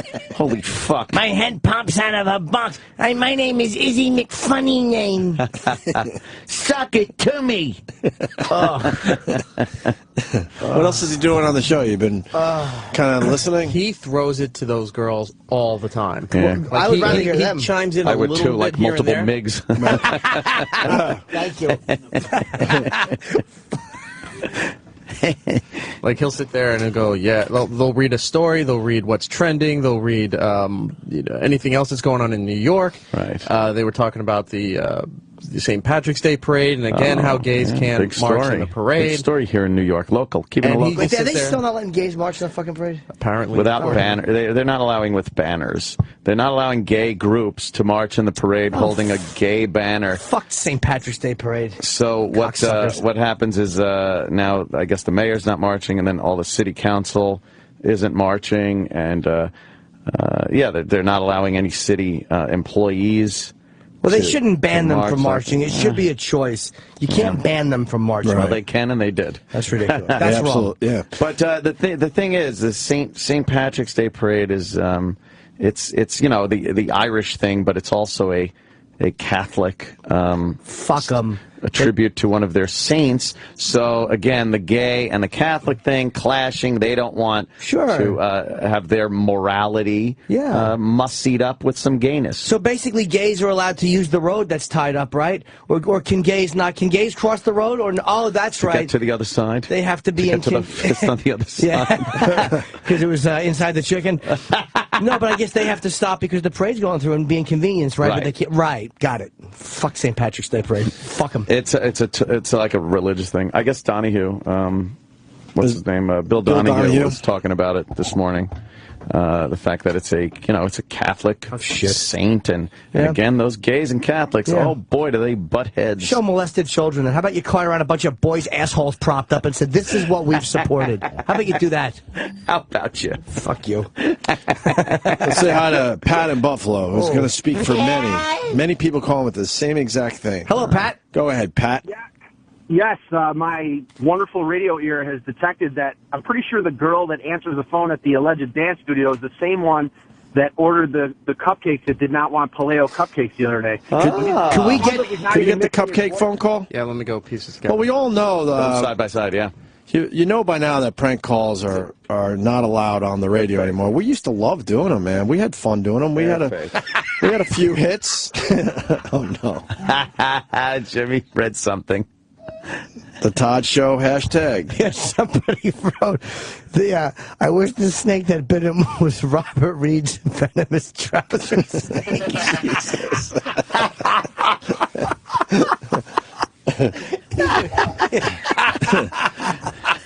The deadly Robert Reed trouser snake, yes. Go get the cupcake phone call. Let's match it up. That's right. And then, of course, now they have to have the disclaimer at the end of the fake prank call. Oh, is that at the end? But that disclaimer is not a legitimate legal disclaimer. I think they're putting it on to make it seem like, look, we're doing real prank phone calls, but he uses an acting service. Yeah. None of his calls, because there's other people who do prank calls in this industry that have to go through a lot more shit than Todd does, and they've all said that that Todd uses the service because he never had to have a disclaimer. Everything's so poorly and heavily edited. You know, and a lot of the way... yeah, but the disclaimer says they're actors. They're professional pranksters or something like that. No, the disclaimers will say, like, they'll use a real situation where a wife wants to set up a husband. They'll get the wife on the phone, they call the husband, blah, blah, blah, blah, blah. But the releases and the legal disclaimer saying that, you know, the parties were involved and signed off on this. They'll do the call, but they can't air it until everyone says, okay, they give permission. But why do they have to say that? Like, what's the use of saying that if they're just doing a show? No, these are fake. These are fake phone calls. They're fake. They're fake, right? But he's paying for like an actor or a service, so it's not a legitimate prank phone call. You're not calling a private citizen, so he doesn't have to disclaim it. Oh, that's why they're saying a professional prankster or something. Yeah. But they're not saying who the But if you hear prankster these is. disclaimers at the end, it's meant to sound like they're doing a legal disclaimer, but they're goofing on it. Right. None of it is saying that, you know, all they're parties... not goofing on it. That's they're not goofing on it, That's no. the worst thing you could do after a prank call is have any type of disclaimer. That's horrible. But it's not saying that all parties involved It signed doesn't off matter, on it. but you're just making people, you know, realize that there's something going on. The lawyers probably said, no, you got to say something because then people start doing it and they blame us. There's no way they're being ironic. He stinks too much to be ironic. But their legal disclaimers do not flat out tell you that it's that it's fake or anything. that it's a fake call and that everyone involved with it gave the permission. They're mocking it. Let's go to Carolyn, or is it Caroline? Is it Funny, Brian Regan, Carolyn. Yeah, you're sick of hearing that And one. we huh? are very sensitive to how our names are said. He's totally right. All right, so it's Caroline. Yeah, I got the first letter right. I got a couple I could throw after that. Hey, what's your name? This is Carolyn McBrien. Thank you very much. What do you got So there? I was going to say that, I'm 40 years old and I have female friends. hang up. Stop. Stop. We called 20 years too late. Yeah, what are you doing? Yeah, go ahead, sorry. No, that's okay. It's fine. And I have female friends that listen to the Todd Show, and you guys know this better than I do, but I'm convinced his audience are middle-aged women who don't get your sense of humor. They're not cutting edge. Absolutely. They're not witty. They're not. They don't. They're pathetic, is what you're saying. Suck 'em up. We're not expecting all middle-aged women to listen to the Opie and Anthony show, but I think regular radio could offer a better product, is what I'm getting at. We understand people have different senses of humor, but what we're listening to is horrendously bad. And I have to give the women more credit out there that they want something better than a horrible song parody or a horrible fake prank call. Yeah, prank. Don't give them more credit. Don't. Well, then that's just downright sad. Well, it's not just women, too, because, I work in an office with a bunch of accountants and boring people like Getting coffee for him, are you? Yes, very funny. On my knees, thank you. Oh, nice. Oh, she goes with it. Nice. Those arthritic knees. No, but You're 40. How's that menopause treating you? Hot flashes? Are you done? It's 40. Yeah. Every time you stop talking, I hear your eggs drying up. Why are you being so mean to Oh, me? Jesus. Just being nice. I know. I love you guys. Thank you, miss. It's cruel, but I knew what I was going to get. No, we don't mean that. No, well... Her room looks like one of those lunch bags you send your kids off to school with. I don't have Crinkly. kids, so I look a little... All right, nice. And a girl. There you go. You saved that body. Yeah. How does it look? Pretty good? I'm allergic to children. I can't... Yeah. Oh, boy, you I hear poor ya. girl. I hear you. Maybe someday, though. No, I have no No, that's pretty much, that ship has sailed. I'm not. No, it hasn't. I'm not looking for the next 18 years of prison. Oh, man. That's pretty good. How'd you keep from getting pregnant for so long? Married for 15 years. What? I don't want kids. It's not every woman wants kids. What happened to you when you were growing up that you don't want to have kids? I was raped. No, I'm kidding. That's pretty good, though. Yeah, you should have let that sit there for a minute. Sexy and funny. Yeah, so I'm an accountant. Let that sit there for a second before you had the big reveal. I don't know how to do this. What do? You take your glasses off and take your hair down and shake it in slow motion? Exactly. Being all sexy. Yeah. How do you look? You good? I think I'm okay, yeah. Good shape? Everyone says that. Good shape, yeah. Yeah? I'm not overweight. Yeah. How's that ace? That A. Well, that sounds good. You got a cute voice. No, Doesn't sound like it's been riddled by cigarettes like many women. Hello. I'm 40 years young. I don't have children. I am very clean. I think that's why I look a little bit younger than I am. That's no nice. kids. Everyone says it's no Shaved? kids. Shaved down there? Oh, Shaved? yeah. What do you do? Shaved? What do you I do? wish there was more women. What does a that- 40-year-old woman do? You shave it a bit? What does a 40-year-old woman do with her nest down there? Yeah, what do you do? Is it shaved? 25, I lasered it permanently. Oh, my God. How do you know what the trend is going to be, Good though? girl. When you work in Manhattan, you live in Manhattan, you do cutting-edge stuff, and I never wanted to deal with it again. It was a lot of money, but it was the best. What if the trend comes back for Bush? And I think it is, to tell you the truth. I'm going on record as saying hair between a woman's fucking legs that's making a big comeback. It's making a comeback. But it will never be. It will never be such a big comeback that it'll be a turn-off to see bald. Yeah. It makes a big comeback, because you don't have to put like bell bottoms, but you don't put your nose in bell bottoms and have to go after you're wearing bell bottoms. That's part of the whole thing. Right. It's like spitting out watermelon seeds. You still enjoy the watermelon. Yes. That's true, but if you had an option for seedless watermelon, you'd never one day go, I enjoyed spitting out those disgusting, stinky seeds. Disgusting I don't know. It can come back all at once. I am perfectly happy with Yeah, you got lasered off? not legs, everything. No, it did, and it works? Oh, yeah, totally.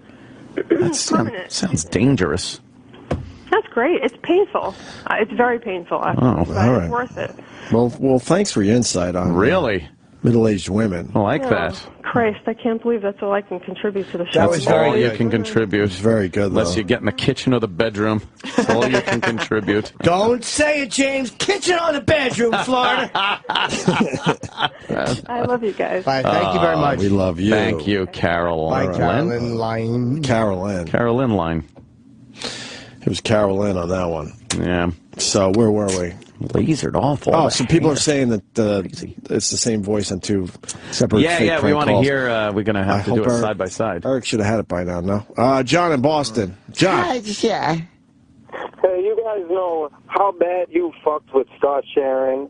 He's probably so happy you're fucking with him with the Todd show. Oh, yeah, it probably changed overnight. He's not going to be so happy on Monday when his solo show starts. We're obsessed with this. Yes. We got it. We'll admit it. We're completely obsessed. Because Scott and Todd were the stars of Jocktober, and now they have split up to do separate shows, and they're both going to be god-awful. It's like when your parents get a divorce. You get 2 Christmas presents. Right. From, 2 Christmases from each parent. So this is like 2 Christmases for Jocktober. Wonderful gifts. All right. Find some Todd catchphrases. Oh, yeah? Yeah, all right. Maybe we'll stick to, you stick to what you We can do the 911 call while E-Rock gets the prank calls Is there a new together. fun 911 call? What's There it about? sure is. He called 911. Hypothermia was setting in. You haven't heard this one yet? No, what is it? This is terrific. Is it a funny one or a it's sad one? Bit on the sexy side. Sexy. See that latest girl that fucking got arrested, a teacher, having sex with a student? No, she was fucking smoking. You know, I knew she was smoking just because she didn't get a sentence. Nothing. I heard the story on the way in, and I'm like, okay, she's hot. I had no doubt that she was hot. Well, let me take a look at her. Yeah, if we could find her. Was that a Long Island one? I'm not sure if it was Long Island. I thought it was a or Long not. Island story. Some teacher. Was that the Ridge story? A student. At a Ridge? I'm not sure. Teacher, student. Riverhead area. Oh, that's a dude. Long Island teacher. Oh, see? That's a different one. Long Island teacher, why was he... Oh, he was acquitted of rape. He was with some girl, she was 16. Right. Yeah. And with her until she turned 17. Right. New York, age of consent is 17. But he did get a contributing to the delinquency of a minor or some shit like that. But he didn't get the rape charge. Okay. Which is odd since she was 16 at the time. I think I got the story here. But there's another story. Where here we go. Blonde, California. Is it California? There she California. is, right? No, that's not her. Who's that chick right there? I think that's her. Wait, guilty? What do you mean? This one's cute too. Yeah, but how many are there? That one has big shoulders up. Yeah, she's a little. That one's. Well, this is just a headshot. In Houston. How old is the student? 16. Yeah. She's 25. And what happened? Someone fucking opened their dumb mouth? Did this always go on? Maybe we're just getting older, but I never fucking knew this happened. This was like Lotto, though. You don't know people that won Lotto. You hear about it. This fucking shit is amazing. But no, I've never had fucking one person win 2 Lotto tickets in a row. Yeah, that's true. You know, in the fucking parking lot. In our day and age, people just knew how to shut the fuck up. They kept their yaps shut. Right. They kept their yaps shut. No social media, so it made it harder for it to spread around. Wow, she's beautiful. She's cute, man, and of she's course got she didn't get any time. Yeah. So what did she do? Sex with a 16-year-old, I guess. One of her charges. Yeah, she got 10 years probation and a $5,000 fine. How come she got probation instead of jail time? Like a lot of the women we've seen get jail time. They don't quite look like her. I think the judge said it was that ass. That ass. Yeah. And those tits. The judge said that ass, though. Do the bit yourself. We did it a while ago. It's true. The uglier the teacher, the more time she gets. More time. Period. They consider it abuse at that point. Yes. Fucking, that poor child. The judge just understands. The judge understands. He's looking down from that bench going, oh, I understand. It's like that kid had to have loved it. Right. With this girl. Oh, boy. She was a honey. You know what they said to the parents of that kid who got fucked? Get over it! Ah, yeah. Ah, yeah. All right, the 911 call. It's good. What is it? It's good. All right. Woman calls 911. But there wasn't an emergency. Not quite an emergency? No. Oh, she's in Dutch. Mediate. Thank you. Mediate. Not exactly an emergency. A Punta Gorda woman's accused of calling 911 drunk and looking for sex. Tonight, NBC2's Laura Roberts talked to the woman's neighbors. They say they're not surprised. Uh-oh. Police department, this line is reported heavy. On the phone all day, every day, dispatchers hear it all. But one call into the Punta Gorda Police Department Friday afternoon was surprising even to the professionals. 911, where's your emergency? There's some emergency. I need to ask you a question. Police say Maria Montanez Colon made the call with a question about a Corvette. Police responded to her home on Almar Drive. They say it was clear she'd been drinking. I'm assuming the alcohol, forced her to, or coerced her to call 911 and ask her questions. Questions that became even more inappropriate. Police say she indicated she wanted to have sex with the responding officer, going as far as to grab his arm and rub his chest. She got away from the questions and trying to get a little personal with her officer, in which, he had no part of. Police gave her a warning about calling 911 when there's no emergency. They thought that was the end until... 911, where is your emergency? She called again, and police came to her home a second time in the same night. When they got there, she said she was mad she was turned down the first time. It's disturbing. It's a little scary. It's using police resources unnecessarily. She even admitted to police she knew she shouldn't call 911 that second time, but said she had no other way to get that officer back to her house. After that, she was handcuffed and taken to the Charlotte County Jail. She doesn't need jail time. This is not a person that's dangerous to anybody. Neighbors say what she really needs is some. alcohol addiction. We found out she's been booked into the Charlotte County Jail 5 times before. In Punta Gorda, Laura Roberts, NBC2. Gorda. New at 11 in North. They made that story so fucking boring. Yeah. Look at that guy, though. He wants some. He's like, It's like, don't take my neighbor away. Oh, he probably drops by at night. Gets a quick blowy. In a police uniform? Yeah. You think he gets a blowy? I think he gets a quick blowy. Who's she gonna fucking jail? Yeah. Come on. Yeah, she's a beast. You think E-Rock should have had the other prank call by now? Oh, yeah. He's too busy laughing. Too busy enjoying it? Yeah. And then has to walk down making believe he doesn't enjoy it? We don't even need the whole prank call, just a quick clip. I don't think so. He pulled it yesterday. That's all we needed. Yeah. Wouldn't it be in the Todd Show file? Just right in the folder there. Yeah. And then you put a couple clips on there. Done. Oh, is he doing all the work for us? Is he putting them together? I was just going to do maybe? it live on the show. I would think that you would probably want to make it as timely as humanly possible. But So, he might be putting it together where she goes, hello, and then hello from both calls, so you get a real accurate. Is that what he's doing? Is that why it's taking a little longer? I highly doubt it. Because if that's what he's doing, then of course it would take a little longer. He's probably shitting. Oh, you think he's taking one of those big E-Rock dumps? He's dropping a deuce that's probably brick width. That fucking Jurassic Park Triceratops dump. Little pea brain. He can't focus on more than one thing. He has a walnut-sized brain. Shit. We could talk about the California couple. They're walking their dog and they find $10 million in rare gold coins. Yep.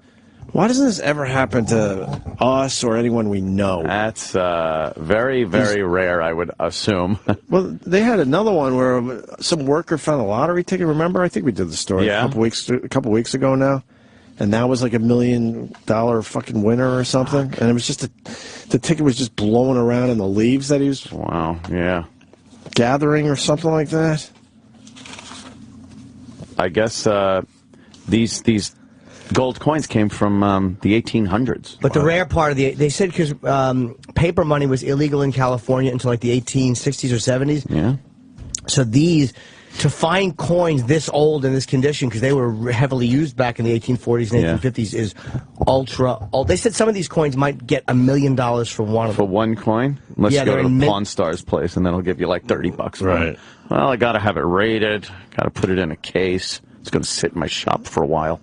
They were walking on their property. It was like 6 rotting canisters filled. Yeah. That just came to the surface after all these years? Erosion. A little erosion, probably. Yeah, they saw the top of one of the cans after a rainstorm and went like, oh, what's that? And there's fucking gold in there. And they started digging around the area, and there were a bunch of cans buried. 10 million in rare, mint-condition gold coins buried in the shadow of an old tree.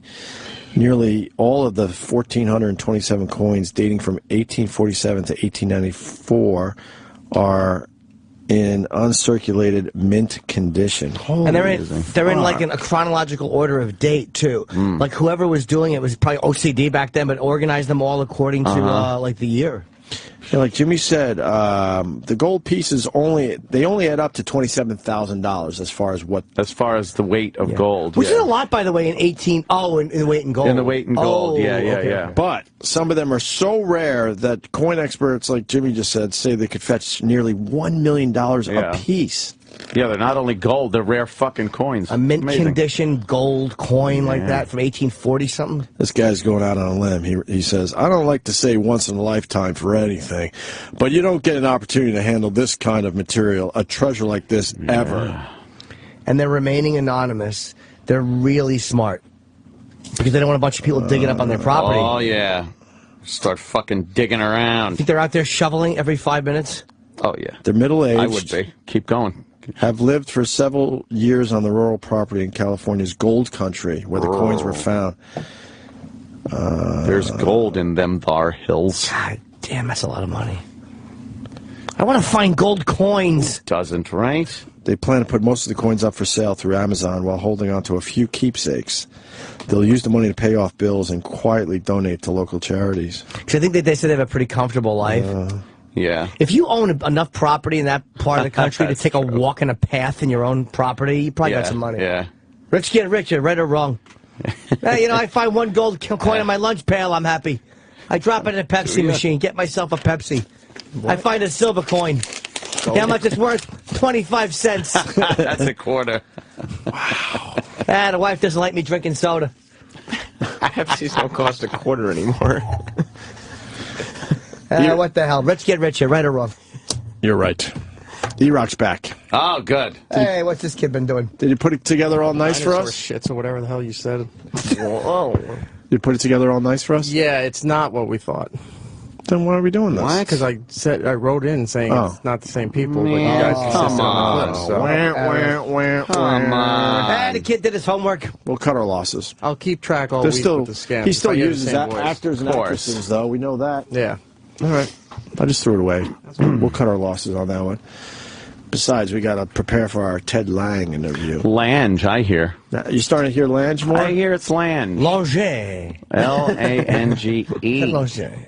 Wait, do they do the open to the Love Boat and they go, Ted Lange as your bartender? Oh, Lange. I don't think they said it. They don't say it. Because it's just a song. Sure. Positive. Even in the later years? No, the song's playing. They wouldn't talk over that wonderful song. Written by our good friend, Paul Williams. We should call Paul Williams. Oh, yeah. Nah, I don't. Love. Oh, shit. Exciting in your climb aboard. Yeah. We're expecting you. Is this him singing or no? The love and love. Life's sweetest rewards. Let it flow. Let it flow. Let it flow. It floats back to you. The love boat. Soon we'll be making another run. The love boat. Uh-oh. Starring your Love Boat crew. You know how early it is in California? Bernie Coppell as your ship's doctor. It's 5:40 a.m. where Paul Williams He was is. Siegfried, by the way, the head of Chaos in them. Leave a message with your phone number, and I'll get back to you as quickly as possible. Thank you. on a friendly shore. Paulie! Paul Williams. Paulie! Opie and Anthony, we were thinking of you this morning because Anthony's singing the Love Boat theme. Yeah, we get a Ted Lange, your bartender, is coming on to our show from the Love Boat, and we played the theme, and I'm like, Paul Williams wrote this. So we were thinking of you, obviously, once yeah. again. And we were wondering if there's a question that you want us to ask to Ted Lange or Ted Lange. We don't know how to say his last name, really. But we know he points really good. Yeah, he does the pointing thing. All right, call us back. Love you, miss you. I love Paul Williams. Come on. The best. ball. In love.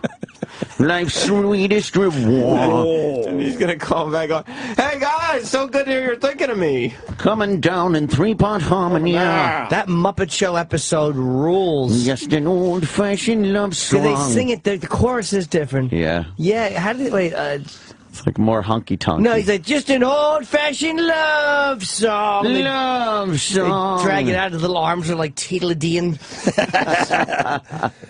Coming down. I'm fucking mad he doesn't take our phone calls. 3-part harmony. Paul Williams? Yeah, man. What the fuck? 5:40. It's fucking so early in the morning for that little fella. And he's so small. I'm going to put my phone right in front of me just in case he calls back. Last time he left a message, right? We missed his call. We did. Anyway, so we got the gold coins. Mm-hmm. That was kind of a cool little story. That's amazing. We got to get ready for Elijah Blue. He's going to be here. I know, Elijah Blue. Elijah Blue. Who's Elijah Blue? Elijah Blue is Gregg Allman's son with Cher. Oh, right. Elijah Wood, of course. I bet Bill Devane has gold coins buried on his property. You think? Well, you know what? His father told him to buy land, and he did. And he did pretty well for himself. Yeah. And then he learned how to ride horses. Mm-hmm. He learned how to fly airplanes. He learned how to ride motorcycles. Whoa. He chops his own wood, and he's got a bunch of fucking gold. How's he doing financially? It's great. What's in your safe? He's doing great. Bill Devane. Pretty well for himself? What a fucking braggart. He does brag a lot. I'm in my airplane. My father told me to buy land. I did. I did pretty good for myself. We don't all have such good fathers, Bill Devane. How'd you buy fucking land? You had to, didn't come out of nowhere. He got that money from fucking Marathon Man. And all the good land has been bought up already. When you're driving down a highway and you see like land for sale, you know that's shitty land. Shite. Look at Where's Bill the Devane? good land that we could still buy? God damn. Bill Devane has it all. Bill Devane's just pointing at his land. He's done well for himself. He's on horseback. Braggart. That's a great business if it was 1905. Right? Where's the good land? Where is it? You got to kind of guess now. Yeah. Let me say hi to Kevin. He's got more on the story of the couple that found those gold coins. Oh, does he? Kevin, what do you got on that story, sir? I was reading last night, the state of California has already requested the anonymous couple to come forward so that they can send them a bill for the quote-unquote income taxes that they will receive. The government's going to swipe some of it? Isn't that amazing? And somebody has also filed a lawsuit claiming that they own the mineral rights to the land. It's not a mineral rights thing. It's crazy. A lawsuit. By the way, of course. This is why. That's why. Listen, companies people are how they are. If you find any shit in your backyard, don't tell anybody. Right. Don't tell anybody. Go enjoy your life and sell that shit. But we wonder why are companies like this? Why, because some fucking pig has to file a lawsuit to try to get something for themselves. Of course. That's why companies are. That's not the government doing that. That's not lawyers doing that. That's some scumbag citizen going, I want some for me. Yeah. It sounds like an amazing story. Watch, it'll be a nightmare for these people in the Sure. It'll turn out they should have never found these fucking gold coins. You watch. We're going to take a break, get ready for Elijah Wood. And there was something else, but whatever. We'll figure it out, I guess, right? When's Ted Lange coming in? 10 o'clock unless he cancels. Oh, no. What do you think he'll cancel? Cancel? Well, he might because he's fucking, there's a bunch of shows trying to get him, and he chose us. Yeah. Wait, he might be canceling? That's what I've heard. Sure hope so. I'm kind of hoping. What else? You know what I do when I'm stressed out? I take my legs and I put them straight out. It's like a yoga move. Yeah. I put my legs straight out and I go, Just retarded. Oh, there was something else. Today's podcast day. Oh, good. Let's check those numbers, Sammy. Yeah, let's go. Let's take a look. The Opie and Anthony podcast. We give you an hour to sometimes 2 hours a week every Wednesday. And for bragging rights, if you can, get our podcast through iTunes. If you can't, just get the podcast. That's fine. But if you do have a choice, choose iTunes so we can be up there with the big boys. All right? Ted was... This week's podcast, podcast number 42 is the best of... Scott and Todd. All right. We're really hammering it home. Oh, yeah. Oh, boy. The best of Scott and Todd, which means what? The best of Jocktober with Scott and Todd? Yeah, all Scott and Todd segments. Nice. All right. Go back to your seat. And we're checking our numbers right now. Ted Lange was in the 1986 TV movie That's My Mama Now. Oh. Up and down. Stop it. Stop. Ow. Shut up. Okay. Why is it taking so long to check our numbers? Sam's just fucking around over here. Because I'm getting tilt the screen. Sam's not doing his job. He's just fudging around. I think the Patrice O'Neill Memorial Podcast is a little light in the numbers. Let's get that one up a little bit more, people. Ooh. The Ricky Gervais and Joe Rogan one's doing very well. Penn Jillette and Louis C.K. together doing very well. Bob Kelly, puking is doing very well. Ice Cube and Jerry Springer could do a little better. And then I guess that's about it for the podcast. Wait a minute. Jim Norton Hates Animals is killing. And, looks like so. All right, So go get our podcast, people. Do it now.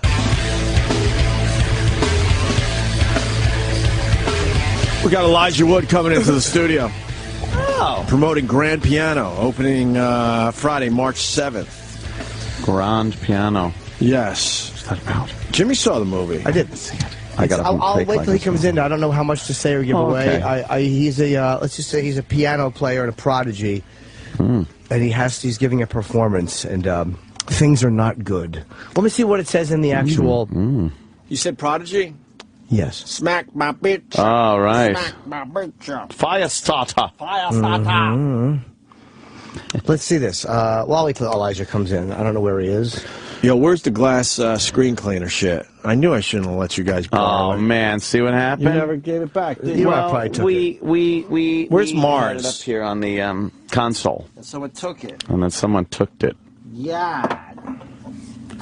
Never fails. Oh, well. You can't have anything nice around here. Pelvic bone. What? Hey, we just saw a big star in the bathroom. Oh, yes, really? we did. We've had on this show. Had on the show a few times, and I got absolutely nothing from this man. Well, he's only on once, though. I think he was only on one. Yes, with his son. I filmed him in the elevator once, too. With his son? Yeah. That's a good one. Deepak Chopra. Oh. I go, yo, Deepak. I go, well, what, you're in the building? You're not doing our show? And he said, what? Well, not much. He's doing a movie, a TV show. Or something. Oh, yeah? He's doing a TV show. Reality show? And then, I'm guessing. And I said, Opie from Opie and Anthony, and then all of a sudden he had to awkwardly go, so how's it going? Like he didn't want to ask that. Of course he didn't. I put him in a bad spot. In the bathroom, especially. So how's it going?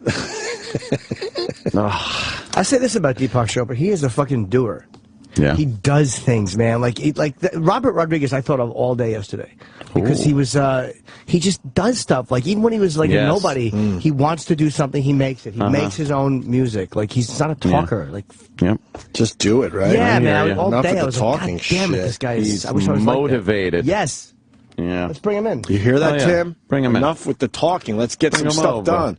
Hey, there he is. Hey, Elijah. Come on in. Take a seat, sir. Welcome back to the show. I see you guys like every few months. I know. Every few months you pop in. It is nice. We kind of like that. Good? I'm very well. Doing good? I have a cold, but that's... Oh, man. Oh, quick, get me Purell.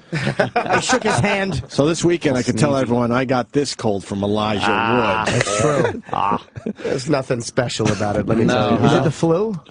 I don't think it's the flu. Jeez. You go flu shot? Purell? No, I don't believe in it. I completely believe in the flu shot. I don't either. Ask Anthony. I get the flu every year for 2-3 weeks at a time. 4 or 5 years in a row, no flu. I sort of feel like we need to build up our own immunity to that shit. That's what I kind of like doing. I think, you know, the flu shot, my theory is that the flu shot, if you keep taking it, your own body's immune system starts to not be able to battle it naturally. Yeah. Don't think that's a good thing. And then if you skip 1 year, uh-oh. And what? So what? You get the flu. Fuck it. Oh, yeah. Flu stinks. The flu is awful. It's horrendous. And I have to be honest with you, I like to take the flu shot because I figure, like, you know, when I gave up condoms in 1988, I have to help my body all I can. Right. Oh, Jesus. My body. It was 19. If you made that choice, then maybe you really should get the flu shot. Talk about a taxed immune system. Yeah, my immune system's like, look, we're busy working on this. Do you want to help us out with that? And it was 1988. You know that for sure, It absolutely was. You remember the last time you had a condom on? Yes, it was also the first time I had a condom on. I realized this isn't for me. No, Absolutely not. This isn't for me. I don't care for that at all. You're a brave man. That's right. My whole life is just taking dice and just kind of throwing them. God. Yeah, you know how it is. Well, welcome back. Thanks. Sometimes I like a good flu or a good sick.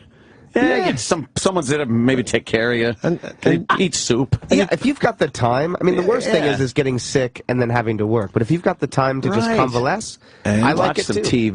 There you go. And you drop a quick 7 pounds. Right. And you're like, damn, I look good. You get some abs. Right. You're starving.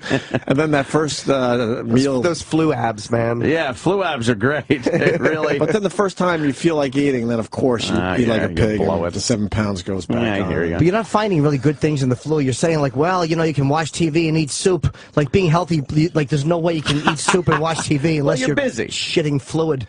Well, I like getting sick, too, because it's the only time I ever take NyQuil, and I love NyQuil. Oh, NyQuil's great. NyQuil's wonderful. It's just so much. That should not be right legal. To sleep. It shouldn't be. NyQuil. And there are plenty of people who abuse NyQuil. Yeah, we knew one. Yeah, we knew. Jay Moore. Well, he talked about it. Oh, no shit, really? Our pal Jay Moore was all in with NyQuil. Blue-green tongue. All in. Yeah. All in. I think he's doing much better with that. Jay's great. Yeah, we love Jay Moore. But it's scary how many there's one cough medicine that doesn't have it though, because I can't take it, but it's called Buckley's in Canada, and their whole slug line is it tastes awful and it works. And it really does. It smells like something you clean. You know what it smells like? A peat booth. A peat booth? Let me explain. Only Jimmy. What the hell is a peat booth? Oh, a peat booth is one of those sex booths that you right. And it smells like ammonia. Ammonia. Because the floors always smell like ammonia in those places. I know, I dropped my gum on them. That's horrendous. Ammonia, because they're constant. It smells actually very antiseptic Peat in there. booth juice. Yes. Yeah, but it'll make you feel better. As long as you feel better. Thanks, sweetie. Oh, he brought actual. Well, no, if he's got a cold, I want to just make sure. And after my story, I'm sure he'll want to pure all his hands. Yeah, exactly. Yeah, he really needs it. Yeah, it's a mutual What's wave. wrong with you? We say hello, we wave goodbye. You know, in the UK, they have in their headache medicine has codeine. Wow, really? Yeah. Canada too, right? Yeah. Yeah. That also makes a difference. Can you run into the pharmacy up there and just, hey, I'll take some of that and bring it back to the States? I was in Canada with a girl one time, and she thought that she had a venereal disease. Well, I was panicked. Was this before or after you decided to stop using condoms? Long after. Oh, yeah. And she's like, her pussy was fucked up, and she was really freaking out. And believe me, in my heart was like, I'm like, I don't know what it could be. You know, meanwhile, I'm going through like what I had done the whole week before. I'm like, wait, this or this. What was wrong with the pussy? I need to know. Well, we had a doctor come. I paid for a doctor to come, and what did it look like? Nothing, but she felt really bad inside.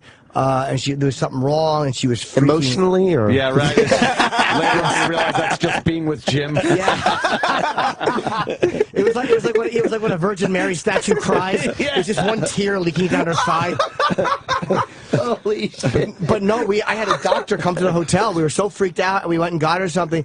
It turns out I took her to the emergency room. She was in such agony. Wow. And she said she felt an itch deep inside of her, and she was out of her fucking mind. Oh my God. And we thought there was something wrong, and I've never panicked like that. Like, oh my God, did I guess?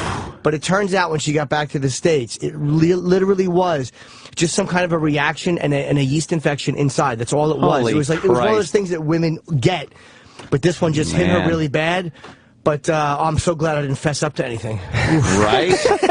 You were this close. Oh my God, yeah. And then how do you explain that? Like, well, you know, I thought it was a girl. You know, but no, it was one of those things that we were kind of stricken. And then I'm like, well, did she go out and do anything? Like, you start wondering. Right.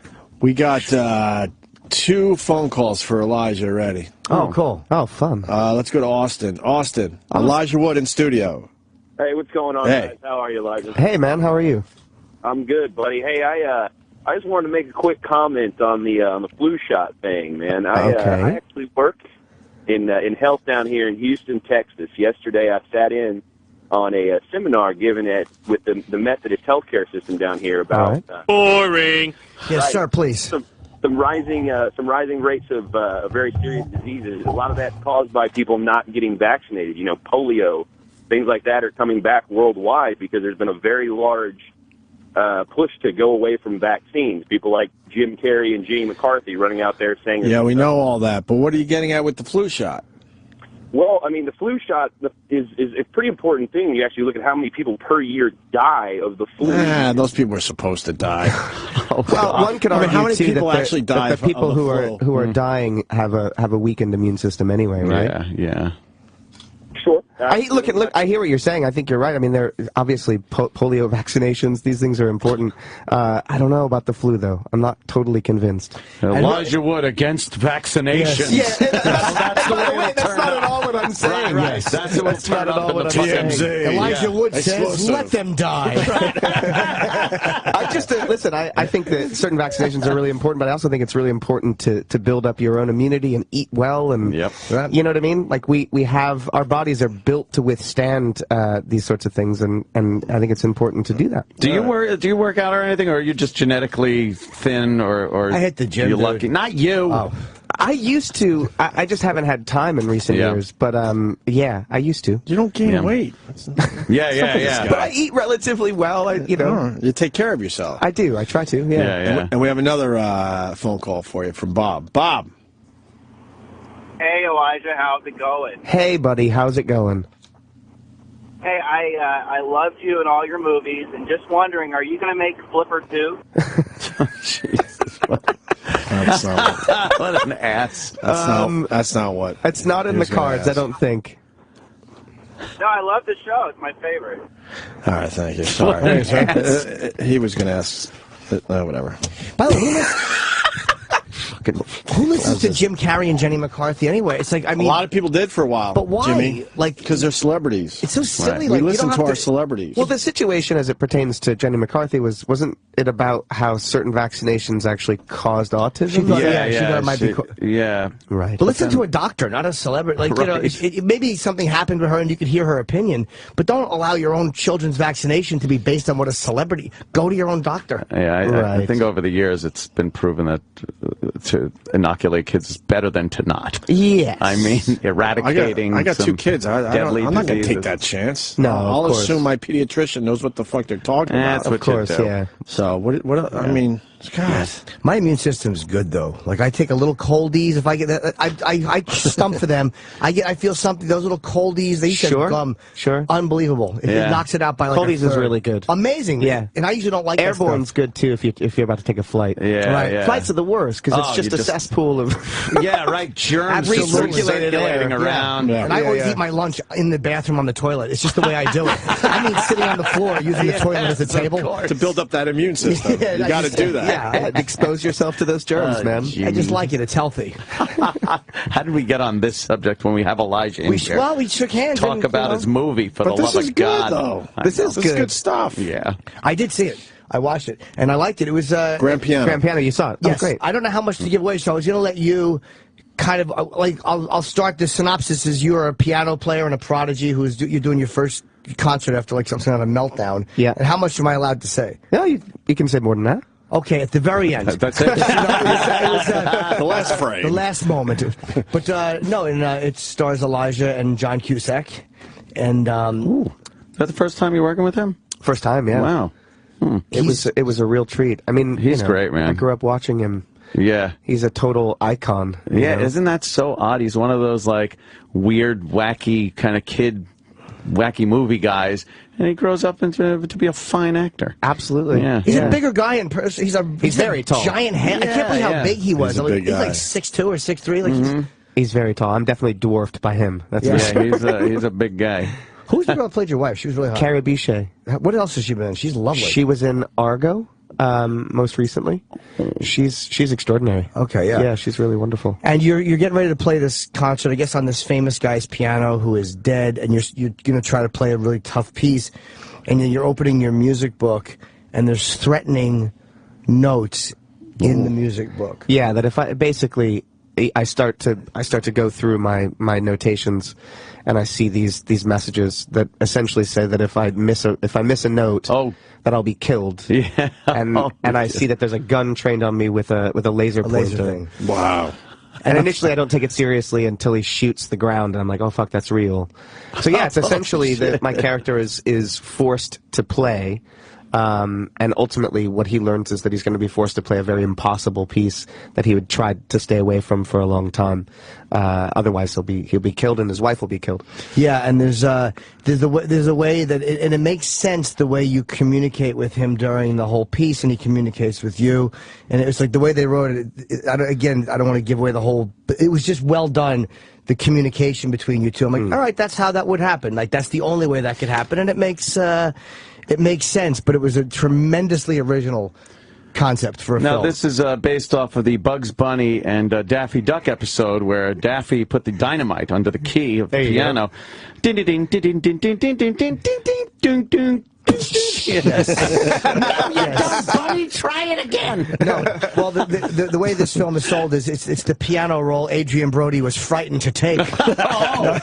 It was tremendously original concept for a thriller, which was great. Yeah, that is a little bit of stress on there. As the guy would be playing the piano, yeah. And I had to learn because I don't play piano. So I took lessons when I was a kid, but like so many kids, I quit. So I had the basic sort of rudiments down, but. How did quitting piano work out for you? You know? All right. Not too shabby. Worked all right. I got a movie-making question. So how do they make it look good when you're playing the piano? So I did 3 weeks of piano lessons with the music that we used in the film prior to going to Barcelona, because we shot just outside of Barcelona. And then an additional 2 weeks once I got to Barcelona with my instructor, who was also my double for any of the bits where you didn't see my face. Right. Yeah, but he was black. They should have used a white guy because the hands gave it away. It's a low-budget film. Yeah, but it was complicated. I mean, the pieces of music are extremely fast. It's a lot of dexterity, sort of hand movements that I wasn't used to. So it was the learning curve was super intense.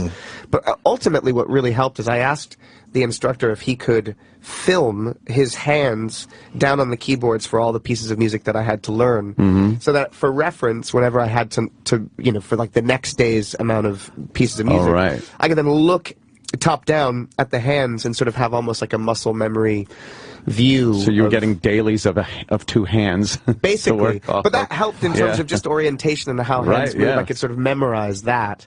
Were you making clunking noise, though, sometimes? Like, ding, dong, dong, dong, dong, dong. Well, they muted the piano. Right. Oh, wow. Which was great, because what was happening... Oh, that's how they do that. Because what was happening when I was actually rehearsing with a real piano is my ear is relatively good, so I would hear if I was wrong, and that would fuck me up.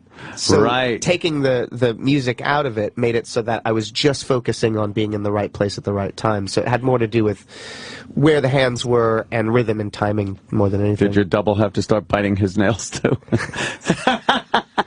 Very astute observation. He didn't actually. That was actually from the extras on fucking Lord of the Rings. Yeah, they were I still bite my. Peter Jackson loved it apparently because it was very Hobbit-like to have. Yeah, and I think Frodo was an anxious character because of the ring and biting his nails. Made sense. And wasn't that also mentioned in this movie? There was a reference to that in the movie. Really? Wasn't there? The character bites his nails. Yeah. Oh, that's true. Shit. Yeah. Wow. Okay. There was a reference to that in the film. Yeah, that's a good way to cover. You're very good at. I was thinking. So there's a scene early on where you're on your way to this performance, your first performance in a while. There's a big audience, and you're in the limo and you're changing. Yeah. And you're very good at. And I noticed this from the last film where you played that psychotic, it was a point of view film. Oh, Maniac, yeah. You're really good at, I'm trying to describe what it is that I'm trying to say. At doing something when something else is obviously going on. Like, for some reason, there was a feeling of dread I got while you were changing in this, like something really shitty is going to happen. And I don't know if that's just in the way these last two films have been set up or if it's something you're doing, but it's hard to be comfortable watching. And I'm going to say that it's in a really good way. Oh, thanks, man. Yeah, it was like something is really wrong with this. Like, I know this is not a good thing, even though it's just changing and having a conversation on the phone. Worst description ever given by somebody who talks for a living. Really. I should get a fucking stunt brain in here, like just whisper to a fucking bright person, and they can relay what I'm trying to say. I understand. No, I appreciate it. I mean, the character's definitely dreading what he's about to experience, so if that came across, then that was intentional. Yeah, it was really good, man. And the movie comes out a week from Friday, so it's called Grand Piano. It's on iTunes now. It came out VOD first. I love how they're doing that. Yes, man. I do too. It's so cool. It's so. Why wait? I know. When it's ready. Well, I think what's great about it too. I mean, there's arguments to be made appreciate either side, but what I think is great is that a lot of these films, these independent films or foreign films, you know, if they were only theatrical, they only go to the major cities of the U.S., to art house cinemas. So that leaves out a massive swath of people.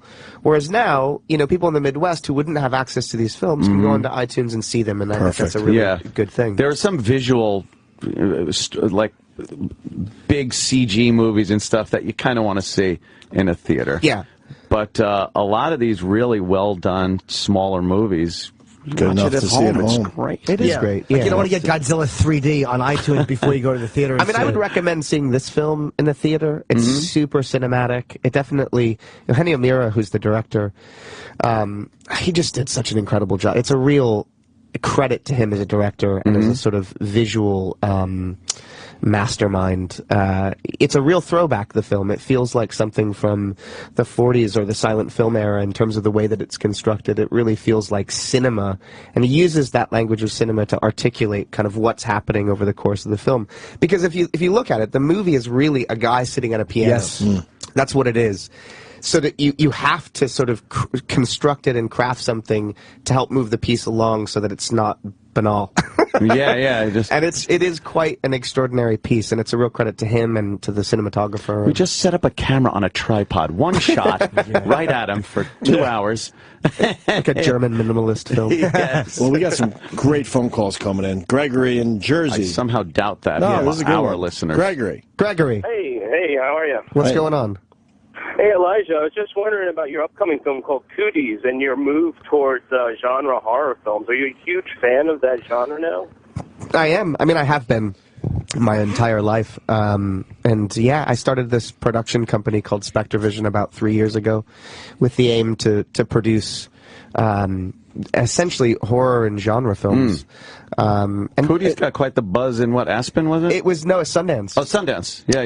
Sundance. Yeah, and Lionsgate picked it up. Coming out of there. Yeah, we're really excited. It was kind of incredible for us because what a cool fucking concept that is. What is the concept of it? The concept is that it was written by Lee Winnell, who wrote Saw, and Ian Brennan, who co-created Glee. So it's the creators of Saw and Glee wrote the script for us. Jesus. And it's effectively about a zombie-like virus that affects children, but pre-puberty. Beyond that, it doesn't affect them. So it turns them into savages if they haven't gone through puberty yet. So it's about a group of teachers who are stuck in this school as this outbreak occurs. Oh, wow. Like zombie kids. Savage kids. So it's a horror comedy. It's all, I mean, obviously it's called Cooties. Yeah, you know? Cooties. That's what kids get. Sounds great. We're excited you get about cooties. it. Yeah, you seem to like these independent. Is it because the scripts are just better, or they're a little bit freer than a lot of the other? Because a lot of the bigger budget films seem to have kind of a similar. All right, we know where this is going, but the two I've seen you've done recently are just completely different than what you'd expect a major company to release. That tends to be the case. I mean, I'm drawn to material, and more often than not, the material that I love happens to be small and independent because they don't get financed at a larger budgetary. Right. But it's funny, Grand Piano, I feel like that movie in the 90s would have been a studio movie. If you look at it, the way that it's constructed, it's kind of like a big cinematic thriller. But they don't make those movies anymore. But looking at it now, you're like, that would have been made by a studio in the 90s. You think it's because of 3D and technology they're not making them anymore? Because the real money is in, like, again, Godzilla and all these other things? That's the thing. I think studios are a little bit gun-shy to take risks these days. Yeah. I think that they're in the business of making a return. They have so many investors. They've got so many people who are, who are required to get their sort of money back. So they're about making sequels and franchise and things that they know will have a return. And immediately, they don't want a slow build on anything or a buzz. They want first weekend, man, you better be putting it over the top. It used to be a long game, you know? You'd get in there and you'd support a film and see it through for a long time to build its audience. And now it's like, if it fails the first weekend, it's a failure, which is fucking insane. The margin of success is so small now, you know? See, I'm trying to get a film financed, and the studios, it's so stupid. Oh, what film, Jim? It's about a man who's walking. No, it's a man who's walking. This is real. And the man finds a sheet of paper, and he just knows a poem needs to go on it, and the entire film is him deciding what poem to put on this piece of paper that he's found. Tinkaroo.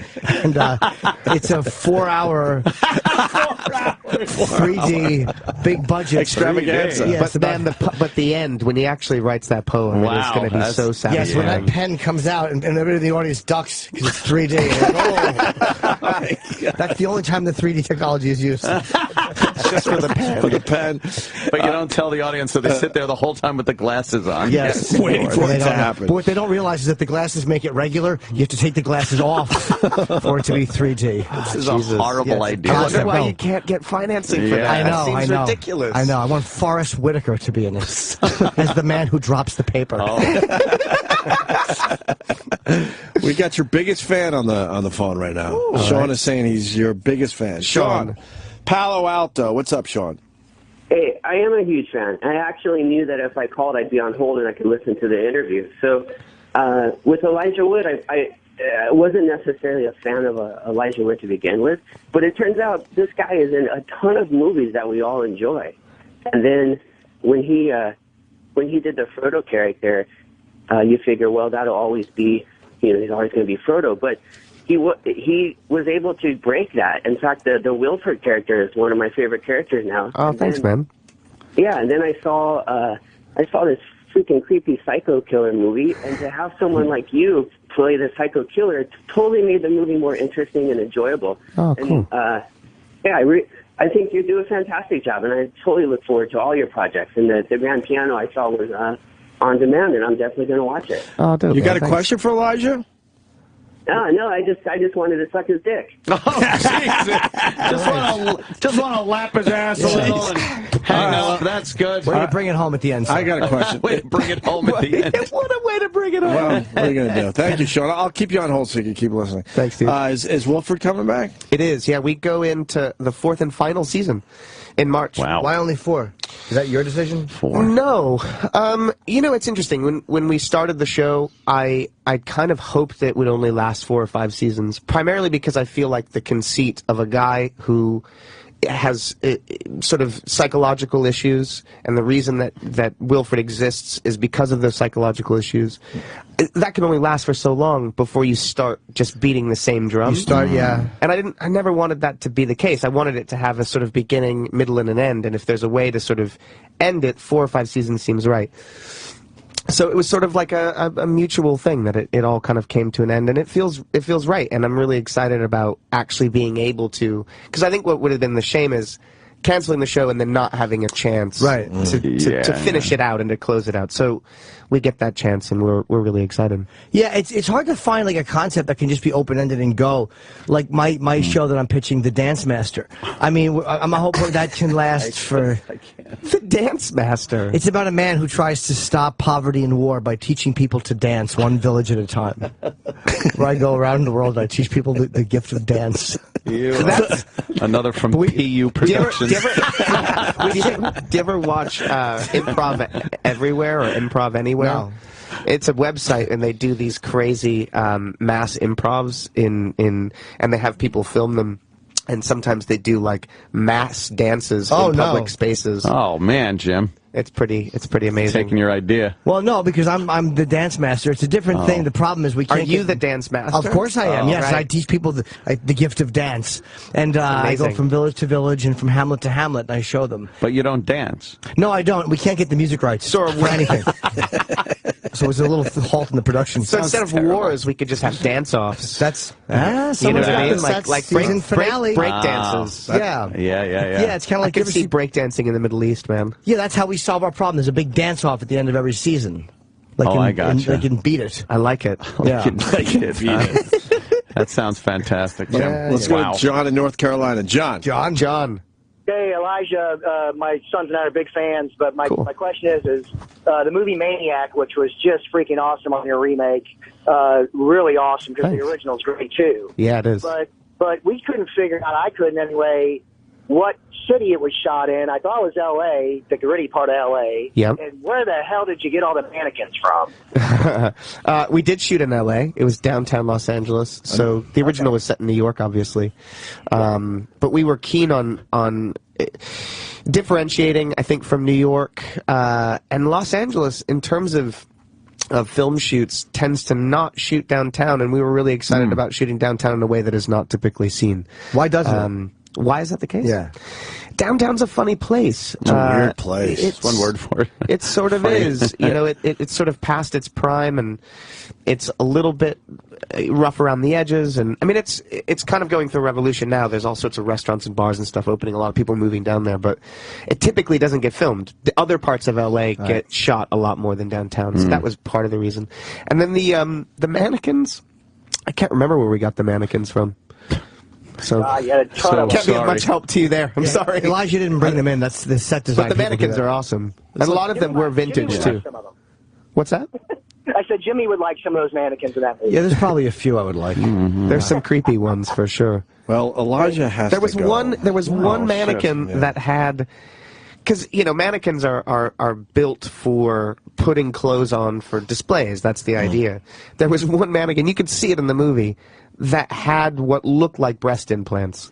It was the strangest thing, because typically mannequin proportions are a lot slimmer and the breasts are a lot smaller for the frames. And this literally was gigantic, inhuman breasts. And it was weird because it was a male mannequin for hats. There was no reason for those giant breasts. They distracted from the felt hats. Oh, Jesus. Felt, huh? And they're telling us you have to leave. Did we talk to you last time real quick? Very busy. When you were going in and out. The genius of Elijah was going in and out. And that was you, right? That wore the same outfit every day so they could not take pictures of you, the paparazzi? What was this? Did you do that or no? No. Who did that? Who am I thinking of that did that? What genius did that? I don't know. It was an actor in a plane. I thought it might be you. I can't remember who it was. Wait, he wore the same outfit every day? The paparazzi's pictures were no good. Because every day walking in and out of the plane... So it was as if it was the same day. They can't use the photos. If you're walking in and out the same day... every day wearing a burgundy sweatshirt and a red hat, what are they going to do? Take that picture? Who are they going to sell it to? No one gives a fuck after day one. That's interesting. And I thought it was you for some reason. It wasn't you. That's why we did. That's a quiet way to fight it. I like it. Yeah. Okay. Huh. Interesting. These strategies. I do not know who I'm mixing up with you then. I didn't do that. All right. Were you in Lord of the Rings? Did I get the right guy? Yeah. What a way to end the interview. We're having a good time, and I mentioned someone else. You know, by the way, you were great in Star Trek. I really am an asshole. But the movie is called Grand Piano. Grand Piano. And it's on iTunes now. You can get it. Is it on demand or just iTunes? It's on iTunes and I think on various VOD platforms. Or go to Wood Elijah is Elijah's Twitter. That's my Twitter, yeah. And if you want to go to a theater, because it is, I've seen it. It is please see this in the theater. We actually shot shot it on film, which is a crazy thing these days. We shot it on Super 35, so it demands to be seen on the big screen. I think. Yeah, it's beautifully done and extremely well acted. And thank you, sir. It's next Friday, March 7th, and the great Elijah Wood. Guys, it's always a pleasure. Thanks man. We really covered a lot of ground today. Oh, yes, certainly did. Has to be well endowed. Okay, am I doing all right so far? Great. Okay, and to have sex with on a balcony. For the right man, I'm willing to give oral on a balcony, even though it might be against your instincts. I prefer somebody did not throw me off the balcony and bend me over and give me the old hee-ho. I'm into the following things: water sports, ass play. I'd be willing to experiment with toys. Under the right circumstances, I would go both ways, so feel free to bring a friend. Call into the Opie and Anthony Show, 866-WOW-1-WOW, that's 866-969-1969, and give me the ride of my life. You think anybody's going to call back on that one? 100%. Call the Opie and Anthony Show today. Lady Di does.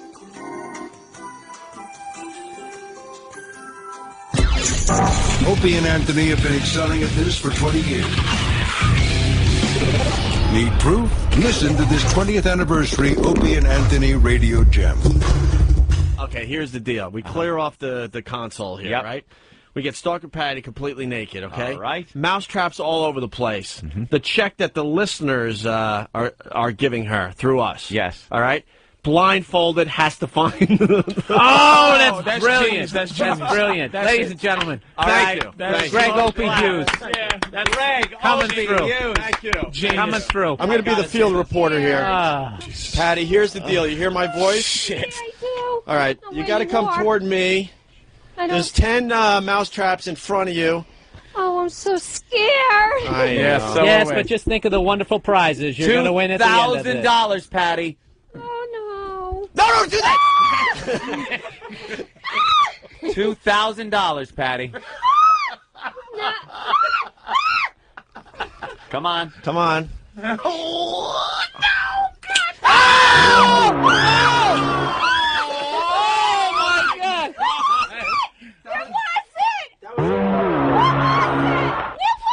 Okay, that was not the check. Oh, this is obviously not. It's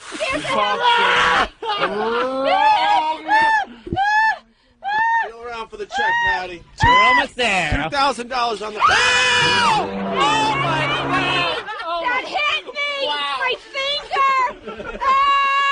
That's what it's supposed to do. Hey, if you were a mouse, you'd be dead. Come on, keep crawling. Yeah. Come on, old mouse. By the way, huh? You think mice get $2,000 at the end of this? They don't. By the way, if you don't find the checks by the end of the show, then they stay on the floor until tomorrow. Oh my God! That was the back of the hand.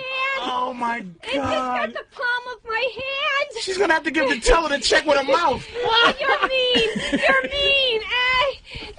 Patty, we're running out of show. Come on, Patty, running out of show. All your problems could go away. I felt a piece of paper. Do I have a check? I think I do. You just got $1,000. Yeah, there it is. One check. One check. One to go. One to go. $1,000. Ow! It might call my knuckles. Oh my God. I found it. Hey, we have a winner. $2,000, Patty. Congratulations. Opie and Anthony are back On Sirius XM.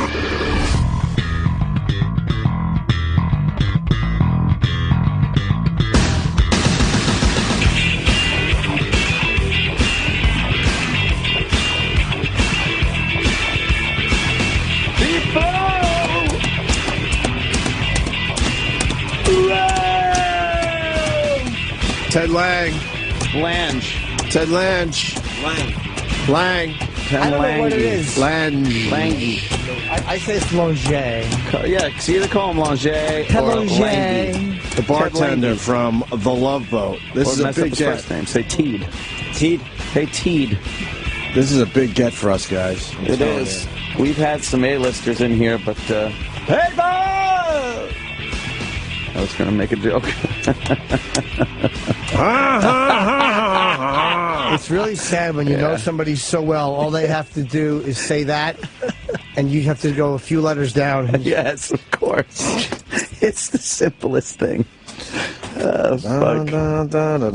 Elijah's a good guy. Yeah, we like I love Elijah. him, yeah. He goes with it, you know? Yeah, he could talk about anything. He's like a regular kind of dude. He's been in the business so long.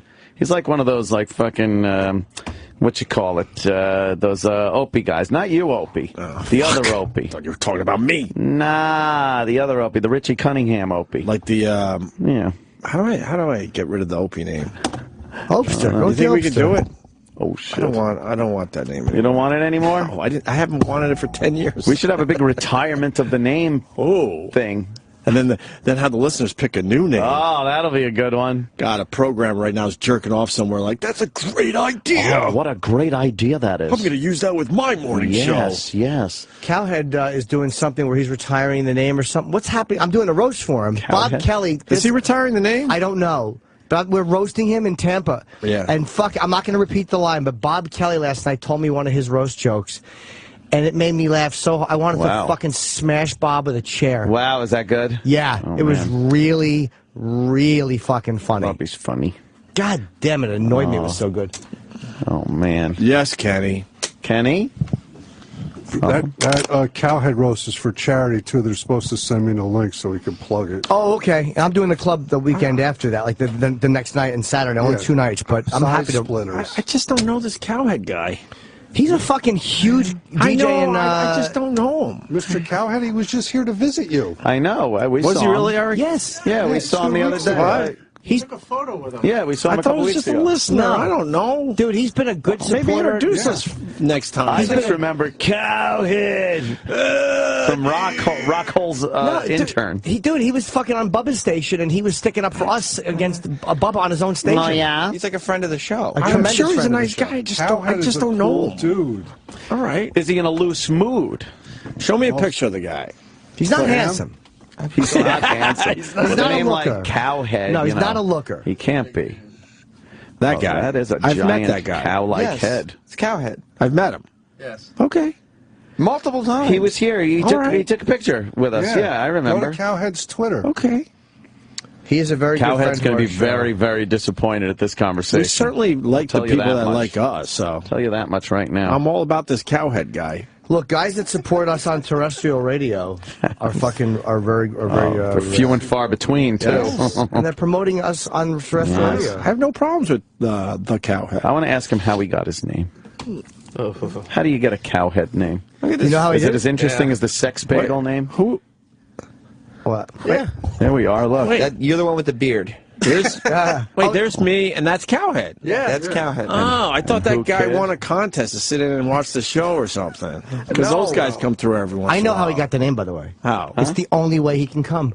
Oh, shit. See, because a cow would be sucking his dick. Cows have big, long tongues. They can lick. do. You know how good a cow would suck your dick? Yeah, but if he once he does that grind thing with his molars, like he does on hay, that would hurt. No, you put fucking like teeth guards in there so he has to just suck it and lick it. God, a cow would bite your dick right off. Well, okay.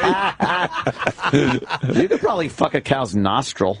They're pretty big. Why would you when the vag or the anus is right back That's there? true. What's wrong with you? All covered in that green shit. Yeah, well, go ahead. That slimy green cow shit. That's twice I've given you a great scenario that you've spoiled. Spoiled. Where's this bartender guy? He's not here yet. Ted Lange? Roland said he's coming early. That's why we're just bullshitting. That's what Roland said. Roland He talks goes, all kinds of shit. Lange be here early. Roland's a pile of crud. Yes, it's going to be here early. So you can take him early. So this Cowhead break wasn't planned? He's a few blocks away. Okay, that's a few blocks away. So he'll How was probably be that? here on time. What is that in nautical miles since he's on the local? You know, coincidentally... How many knots away is he? Knots. Sorry, Kenny. It's all right. Coincidentally, Mr. Cowhead is a big WWE fan, and they're a new sponsor to the show. I see. Welcome to the WWE. I was proud We're doing to do that a now? read for the WWE. Well, And, you WrestleMania played sound 30. effects over the whole thing. Well, you did. What? That was a heel. Yelling at the WrestleMania wrestlers. 30. WrestleMania That's 30, insane. baby. I remember WrestleMania 1. Of course. Are they 1. taking advantage that it's triple X? I mean, they have 3 X's, but they're not saying WrestleMania triple. It's a PG Was WrestleMania product. 2 the one with Mr. T? He Yes. was at WrestleMania 1 and WrestleMania 1 and 2, right. 2 was the big Mr. one. T. Mr. T was in the main event of 1 as well. Oh, yeah. But he, Yeah. 2 is when Miss he really T. shined. You're just making that up. Man. All right, so I am. Hey, woman. Ted Lange. Nope, not yet. Where's Let's Ted practice. Lange? Ted Lange. Roland's full of shit. Yeah. As long as we're talking about Cowhead, you know, he also has a band. Oh, yeah? Yeah, Pitbull Toddler. I like that. Yeah. All right. I like that. Never heard the music, but... What type of... You don't know what type of music? No. I'm sure it's terrific. Is it like blues? Seems like everything this Cowhead does is terrific. It is. He's a great man. Everything he He's touches on turns to gold. Afternoon Drive in Tampa. He does a cruise every year, which for some reason his company God. helped him out with. That'd be nice. Oh, no. I wonder if you could get Isaac, the bartender, on that cruise. I would like that. Ted Lange. Ted Lange. Ted Lange. Like, pew, your But- bartender points at you. Speaking of music, by the way, I've gotten some CDs I've yet to hear from a friend of mine who I've mentioned on this very program. Right, you count Okay. it? And he's a big man, very powerful and strong, who I knew in my childhood when I was 13. Oh. His younger brother. Powerful how he could pin you down upside down. No, he on wasn't your a dirty belly. boy like that. He was a Oh, very okay. nice man. But him and his younger brother I used to hang out with. His younger brother wanted to throw hot mustard on a girl. Oh. I've been back in touch with Stanley. Stanley! Fucking Stanley, the bodybuilder. I met Stanley once. You never met Stanley? I No, thought you I didn't. did. I haven't seen Stan in 30 years. I meet a Jim Norton friend every once in a while at the Borgata. Yeah? You sure I didn't meet Stanley? Dude, I believe Who did I me. meet last Hey, year? Stanley. There's Yeah, another let's guy- throw some hot oil on him. Hey, Stanley. Stan was such a nice guy. He bends fucking steel. That's what he does. He's a With his bare hands? He's a fucking And savage. Who's that? I was just doing the rest of the Superman little thing, preamble. Oh.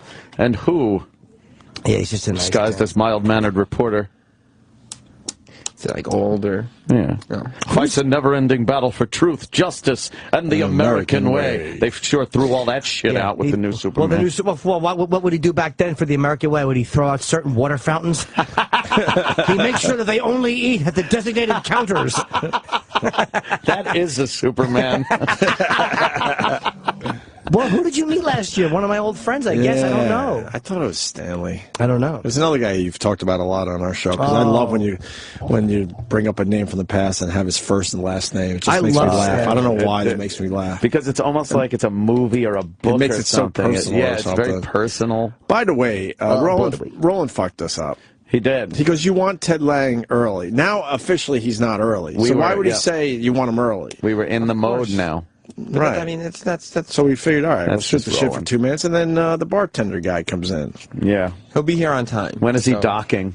See, I didn't mean that way. I meant like tying up. By the way, I felt they got a tremendous lack of support on my show and movie ideas. They were so bad. Could you imagine something like that being put out? You know what I say? Oof. Get over it! Get over it! Woo! Get over it! Yeah.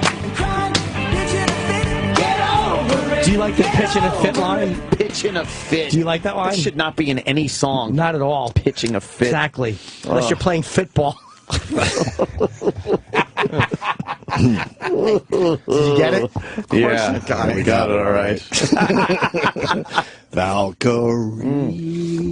Oh, that Valkyrie I think we got to song. give that song another chance. No, we don't. Yeah. You sure? I think the B-side will have to give it a shot. It's Making Out with a worse video. Making out. Oh, they're all. Listen how fucking tinny and shitty this recording is. So this is the best part. A Brady Bunch song, right? Yeah. From all that's making out. Yeah. Everyone? Well. Oh, not you. Jim just mouthed the lyrics when they said about me. Did you think about this at all yesterday? I got it out of my head. Disco. How about Get Over It? I hate both those songs. I hate when they talk about who's making out. Oh, you don't think that's funny? So bad. They're all dated. Yeah. Oh, Charo's making out, is she? Yeah. Oh. Yeah, fuck you. Hemmler. Fucking Goebbels. Eva Braun is making out. Blondie the dog. Jesus. Making out. Yeah. LeVar Burton and Sandy Duncan better not be making out. You remember their movie roles? Making out. Making out. Everyone, Jim? Everyone? Apparently not. Yes, this is still more topical than fucking Todd's song parody lyrics. Oh.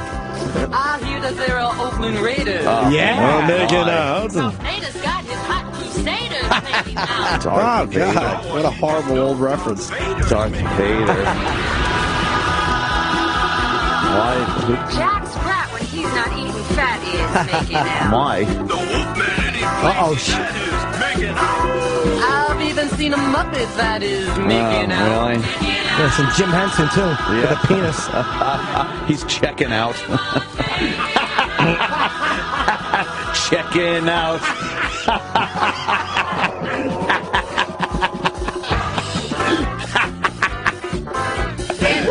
Who's really great? Last night I drove straight. It's just cruelty on the show. It's just a terrible show we have. So, now where's Ted Lange, the bartender? He's making out. Ted Lange and Gavin McLeod are making out. Now he's officially late. What was Roland talking about? I want to hear more names, by the way, Roland. No. But we didn't hear these yesterday. No. Out. Making out. Somebody's on his way. Oh, yeah? Is he disembarking? Checking out. Checking out. Checking out. Yeah. No, not everyone. No? Are there any funny names? Yeah. I don't know. I'll hear this. Harold Ramis is checking out. Won't you bunk around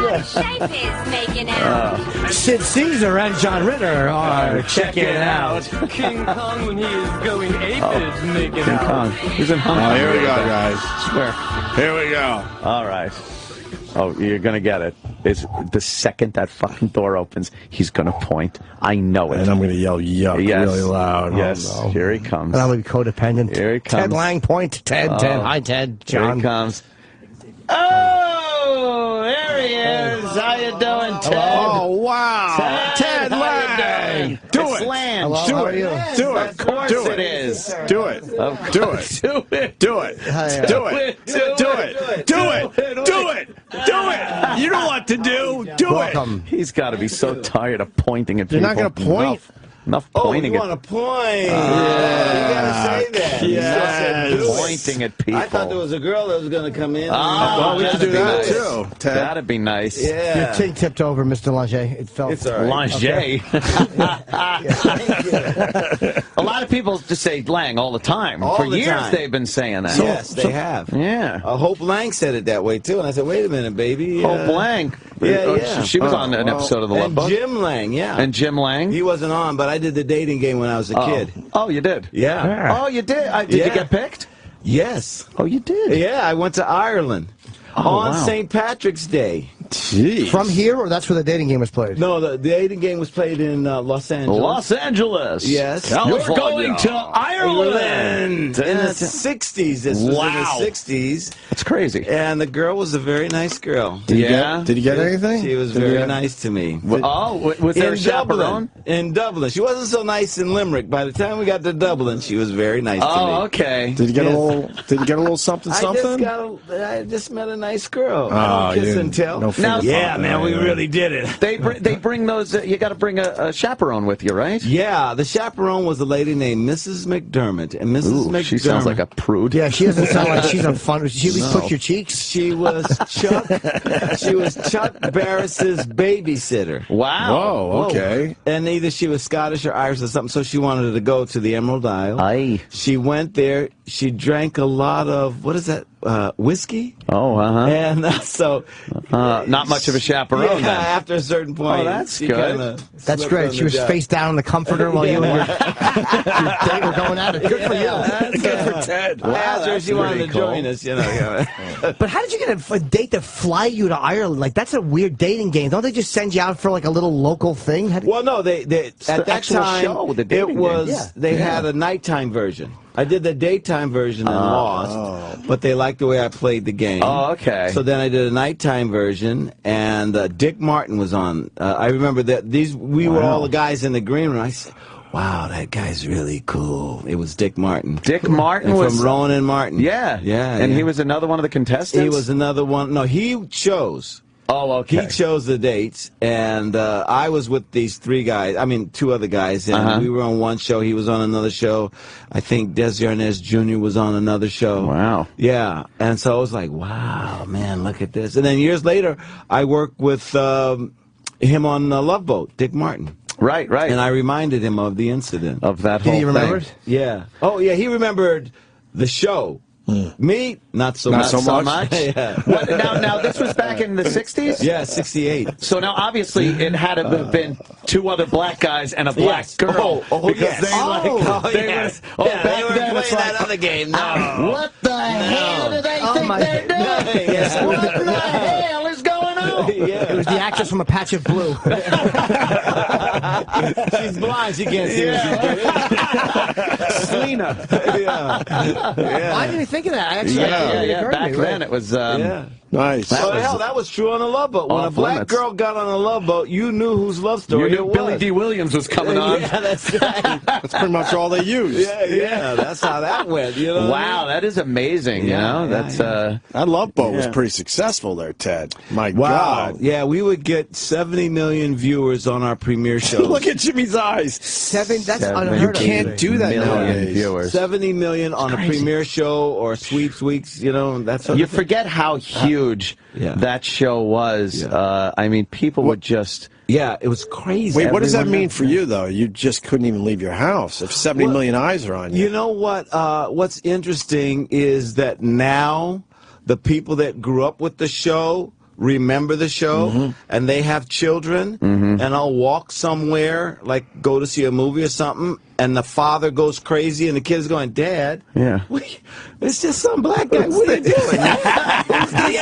That's Isaac. That's the guy. Dad, cut it out. You're embarrassing me, you know. They're playing episodes, though, on, like, MeTV and Antenna TV. Like, there's a few networks now that just play shows from the 70s and 80s and whatnot. And, I was just watching an episode the other day with Sonny Bono. Sonny Bono. Who played the guy who slipped and tried to sue the boat. Yeah, he and I hung out. Yeah? He How used was to Sonny? hang out. He was really cool. Yeah? He told me stories about him and Cher and Phil Spector working. He was a gopher for Phil Spector. Really? This is what he told me. He was a gopher for Phil Spector. Spector didn't want to hire him, and he said, I'll work for free. Wow, yeah. And so he said, you work for free? He said, yeah, because he wanted to learn how to be a music producer. So he works, he goes and he gets hamburgers, cheeseburgers, all of that stuff, whatever kind of grunt work they wanted to do, he would go do it. Wow. And he said he saw this girl, 16 or whatever, in singing background, and he said to Phil, how come you don't let her do a lead? You're letting Darlene Love and Ronnie do... He said, Phil says, that girl can't sing. Wow. Wow. Yeah, she's not a singer. We'll keep her in the background. So then Sonny learned how to write songs by hanging with Phil and those guys, and he wrote a song for him and Cher. Well, it wasn't like "Got You, Babe." What was it? Was that the first one they wrote for them? Yeah, I think that is. It might be. Yeah, I think it is. Wow. I was watching. Well, you guys should know that. I'm not I supposed know, to know right? that. We You're the should know radio that. guy. Who's on the computer? Look it up. Come on. It is something, because you've hung out because of the Love Boat with so many people from so many different areas of entertainment. Great. It was such a wonderful opportunity to kind of pay your dues, and while you're paying your dues, you're meeting the old-timers that are giving you advice on what to do, what not to do. Yeah, yeah. You know? Did you hang out with Gene Kelly? Yes. You did? Yes, Gene Kelly came to Hong Kong with Yvette Mimieux. I don't know if you remember Yvette Mimieux, yes. Yvette Mimieux. Yes, she was a gorgeous lady. And was she an actress or model? Or? She's an actress. She was an actress. Where do we know her from? I don't know. Some movies in the early 60s. The Mimieux Follies. Yeah. Might have to look that one up. Yeah. But you hung out with Gene Kelly. That's so pretty I bought cool. Gene Kelly. He was cranky, and he didn't like a lot of people, but for whatever reason, he liked me. So we kind of hung out a little bit. So he says, hey, well, why don't we go have a drink at the hotel, blah, blah, blah. So I said, okay, cool. So we go to the hotel, and we're drinking, and I'm asking him about the Nicholas Brothers and Singing in the Rain and stuff like that. He says, listen, my girlfriend, her name is Sandy, she's going to come down here. Do not talk about music.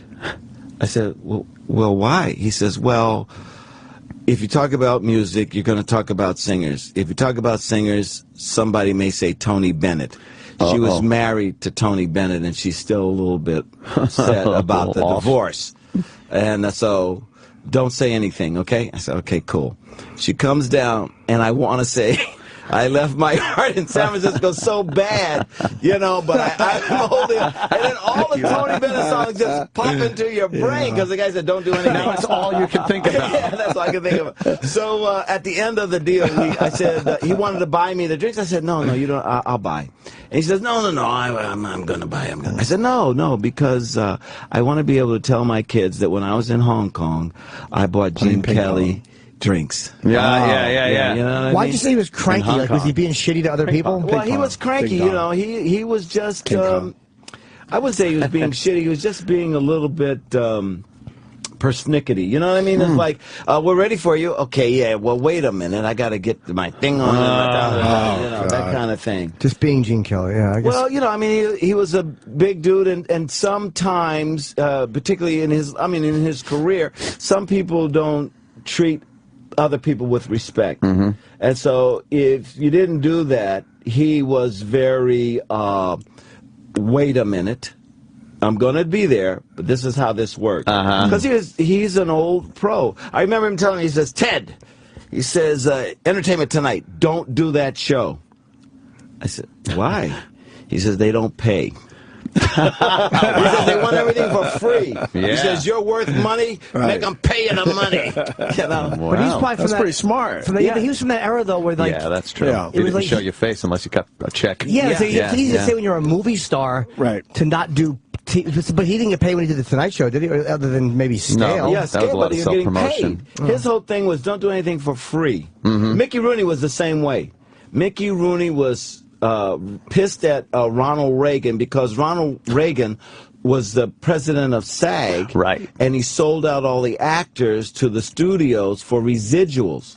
Oh, and he did all those Andy Hardy movies, right. So if you said, "Hey, you getting any residuals?" Oh man, this guy went into a rage. That son of a bitch, Ronnie Reagan. You know, because he did all the movies, and so he said he went to MGM. He says, you know, you owe me some money for this because you're rerunning the show. They said we don't owe you for anything. Go talk to Ronnie Reagan. Yeah, you know, we own the thing, and he says yes, but you're using the name Mickey Rooney to get people to watch. He says, well, you know, it's not on us. It's on the TV stations. They're paying us. He says, well, look, I won't ask for any money if you give it to them for free. Give it to the TV stations for free, then we both make nothing. Right. But if Yeah. you make something, you should pay me. And he didn't win that argument. No, I guess they're never going to go. That's a great point. We should give them some of our Here money. you go. Here's some money. Yeah. With that said, do you make money off the Love Boat still? Yeah, I'm do? probably with Me TV. I'll make maybe 35 cents this year. All right. Yeah, it's down. I mean, it's down. I mean, you know, over really. the years it goes down and down. Yeah. Much Down, like down, the Pacific Princess. Wow, that went down, didn't it? Did you see that picture? Did that make you online. cry? It was on its side. Yes. It's got to be a little sad. Everybody sent me, they Facebooked me that picture. They sent me that picture. Of course, they want to rub it in. Well, no, Not I nice mean, people you know, there, but- Ted. Well, you know. That was your livelihood, and now it's on its side. How You're much off time in. did you actually spend on the boat? I mean, it was the exterior shots, I would gather. Yeah, what we did was once a year we would go out on the boat. And let's say the boat was in Hong Kong.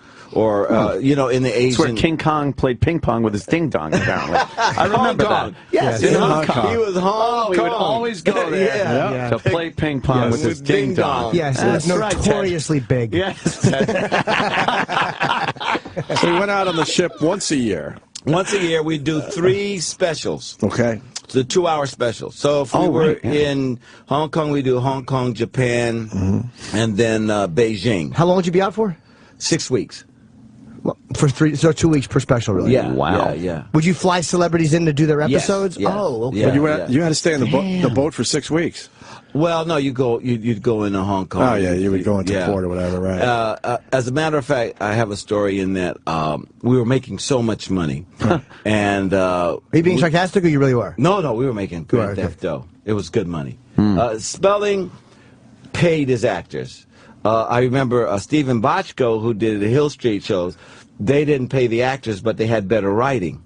But our show, the writing wasn't as strong as that, but we were paid royally. What was considered in that day, sorry to interrupt you, what was considered in that day good? Because now you hear like 35, 40,000 an episode. Like in that day, what was considered good? Because I remember hearing Larry Hagman as JR made 250,000 an episode back in the set, which was... That's phenomenal. That's huge. Yeah, but he back was then. the show. Right, he was the whole, the whole I mean, franchise. you couldn't be Sue Ellen and ask for that kind of money. No. Right.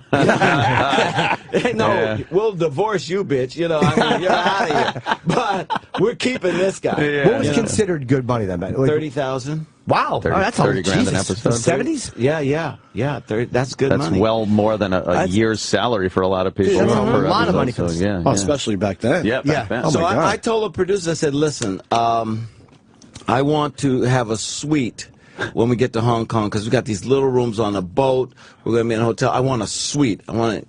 They said, well, what the hell do you think? Who do you think you are? You're not Gavin. You're not the star. We're not going to pay for you to have a suite. I said, I didn't ask you to pay for me to have a suite. I asked you to book me a suite. Because what they would do is they book you a little room, you know, in a hotel. Right. And so I said, just book whatever you're going to pay for the little room, pay, and then I'll pay the balance. Okay? So they said, oh, all right. So we got to Hong Kong. So we did some stuff on the boat. We get to Hong Kong. We're going to spend a week in Hong Kong. I call up the cast, Gavin and Bernie and Fred, Grandy, and I say, hey, why don't you guys come down to my room and we'll have a drink before we go to the restaurant. And they thought I had one of those little refrigerators with the little mini bottle. bar, yeah. I had a suite that was on a corner that looked at one side of Hong Kong and another side. I had a full bar with, decanters full of alcohol. Yeah. I had a sitting room and just television, a huge 2-person bath, just gorgeous. So they walked into my room and they look around and go, what the? Oh, my God. They thought they put you up there. Yeah, okay. So they're like, what the fuck? Hey, man, I got a little room here, and Ted has this huge suite. They said, what are you doing? How did this happen? I said, what do you mean? They said, well, you got this suite. I said, well, everybody got a suite. Oh, man. They said, no, we didn't get a suite. I said, oh, come on, you guys got a suite, don't you? Yeah. They said, no, we didn't get a suite. I said, do you think they give the black guy the suite and I give you guys a suite? They go, no, they didn't give us a suite. So Fred Grandy, Fred and I were always in friendly competition. So Fred calls up his manager and says, hey, listen, Ted Lange got a suite, and I want a suite. That's great. I want a suite just like Ted Lange. So his agent gets back to him and says, Ted paid for that suite. He said, what? Yeah, he's not, the company did not give him the suite. Ted paid for the suite. So Fred comes up to me later, we're running around doing something. He says, I know what you did. I said, what? He said, you paid for the suite.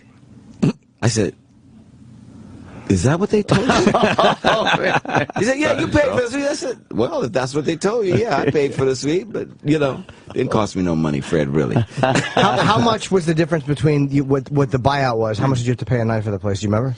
No, how am I going to remember that? Good question. I was You're making right. $30,000 a week. You're right. That was the appropriate response to that asshole question. I keep track of all the money I made back in the 70s. Did you ever have to deal with any of those viruses on the boats during the years, where you hear nowadays the whole ship gets diarrhea? Yeah, no. When we were doing it, the only thing you had to deal with is overeating. Yeah. They would, like, if you sat down at a table and you said caviar, and I kind of think the waiters love doing this. What they would do is they would heap on the food, and then they'd sit back, take bets who was going to get sick. From eating too much caviar, or eating too many steaks or whatever. That was the big deal then. You guys must have, when you went out like that, obviously they don't allow the public on there, so you guys had the whole... No, they did. So you actually shot on the ship when there were passengers,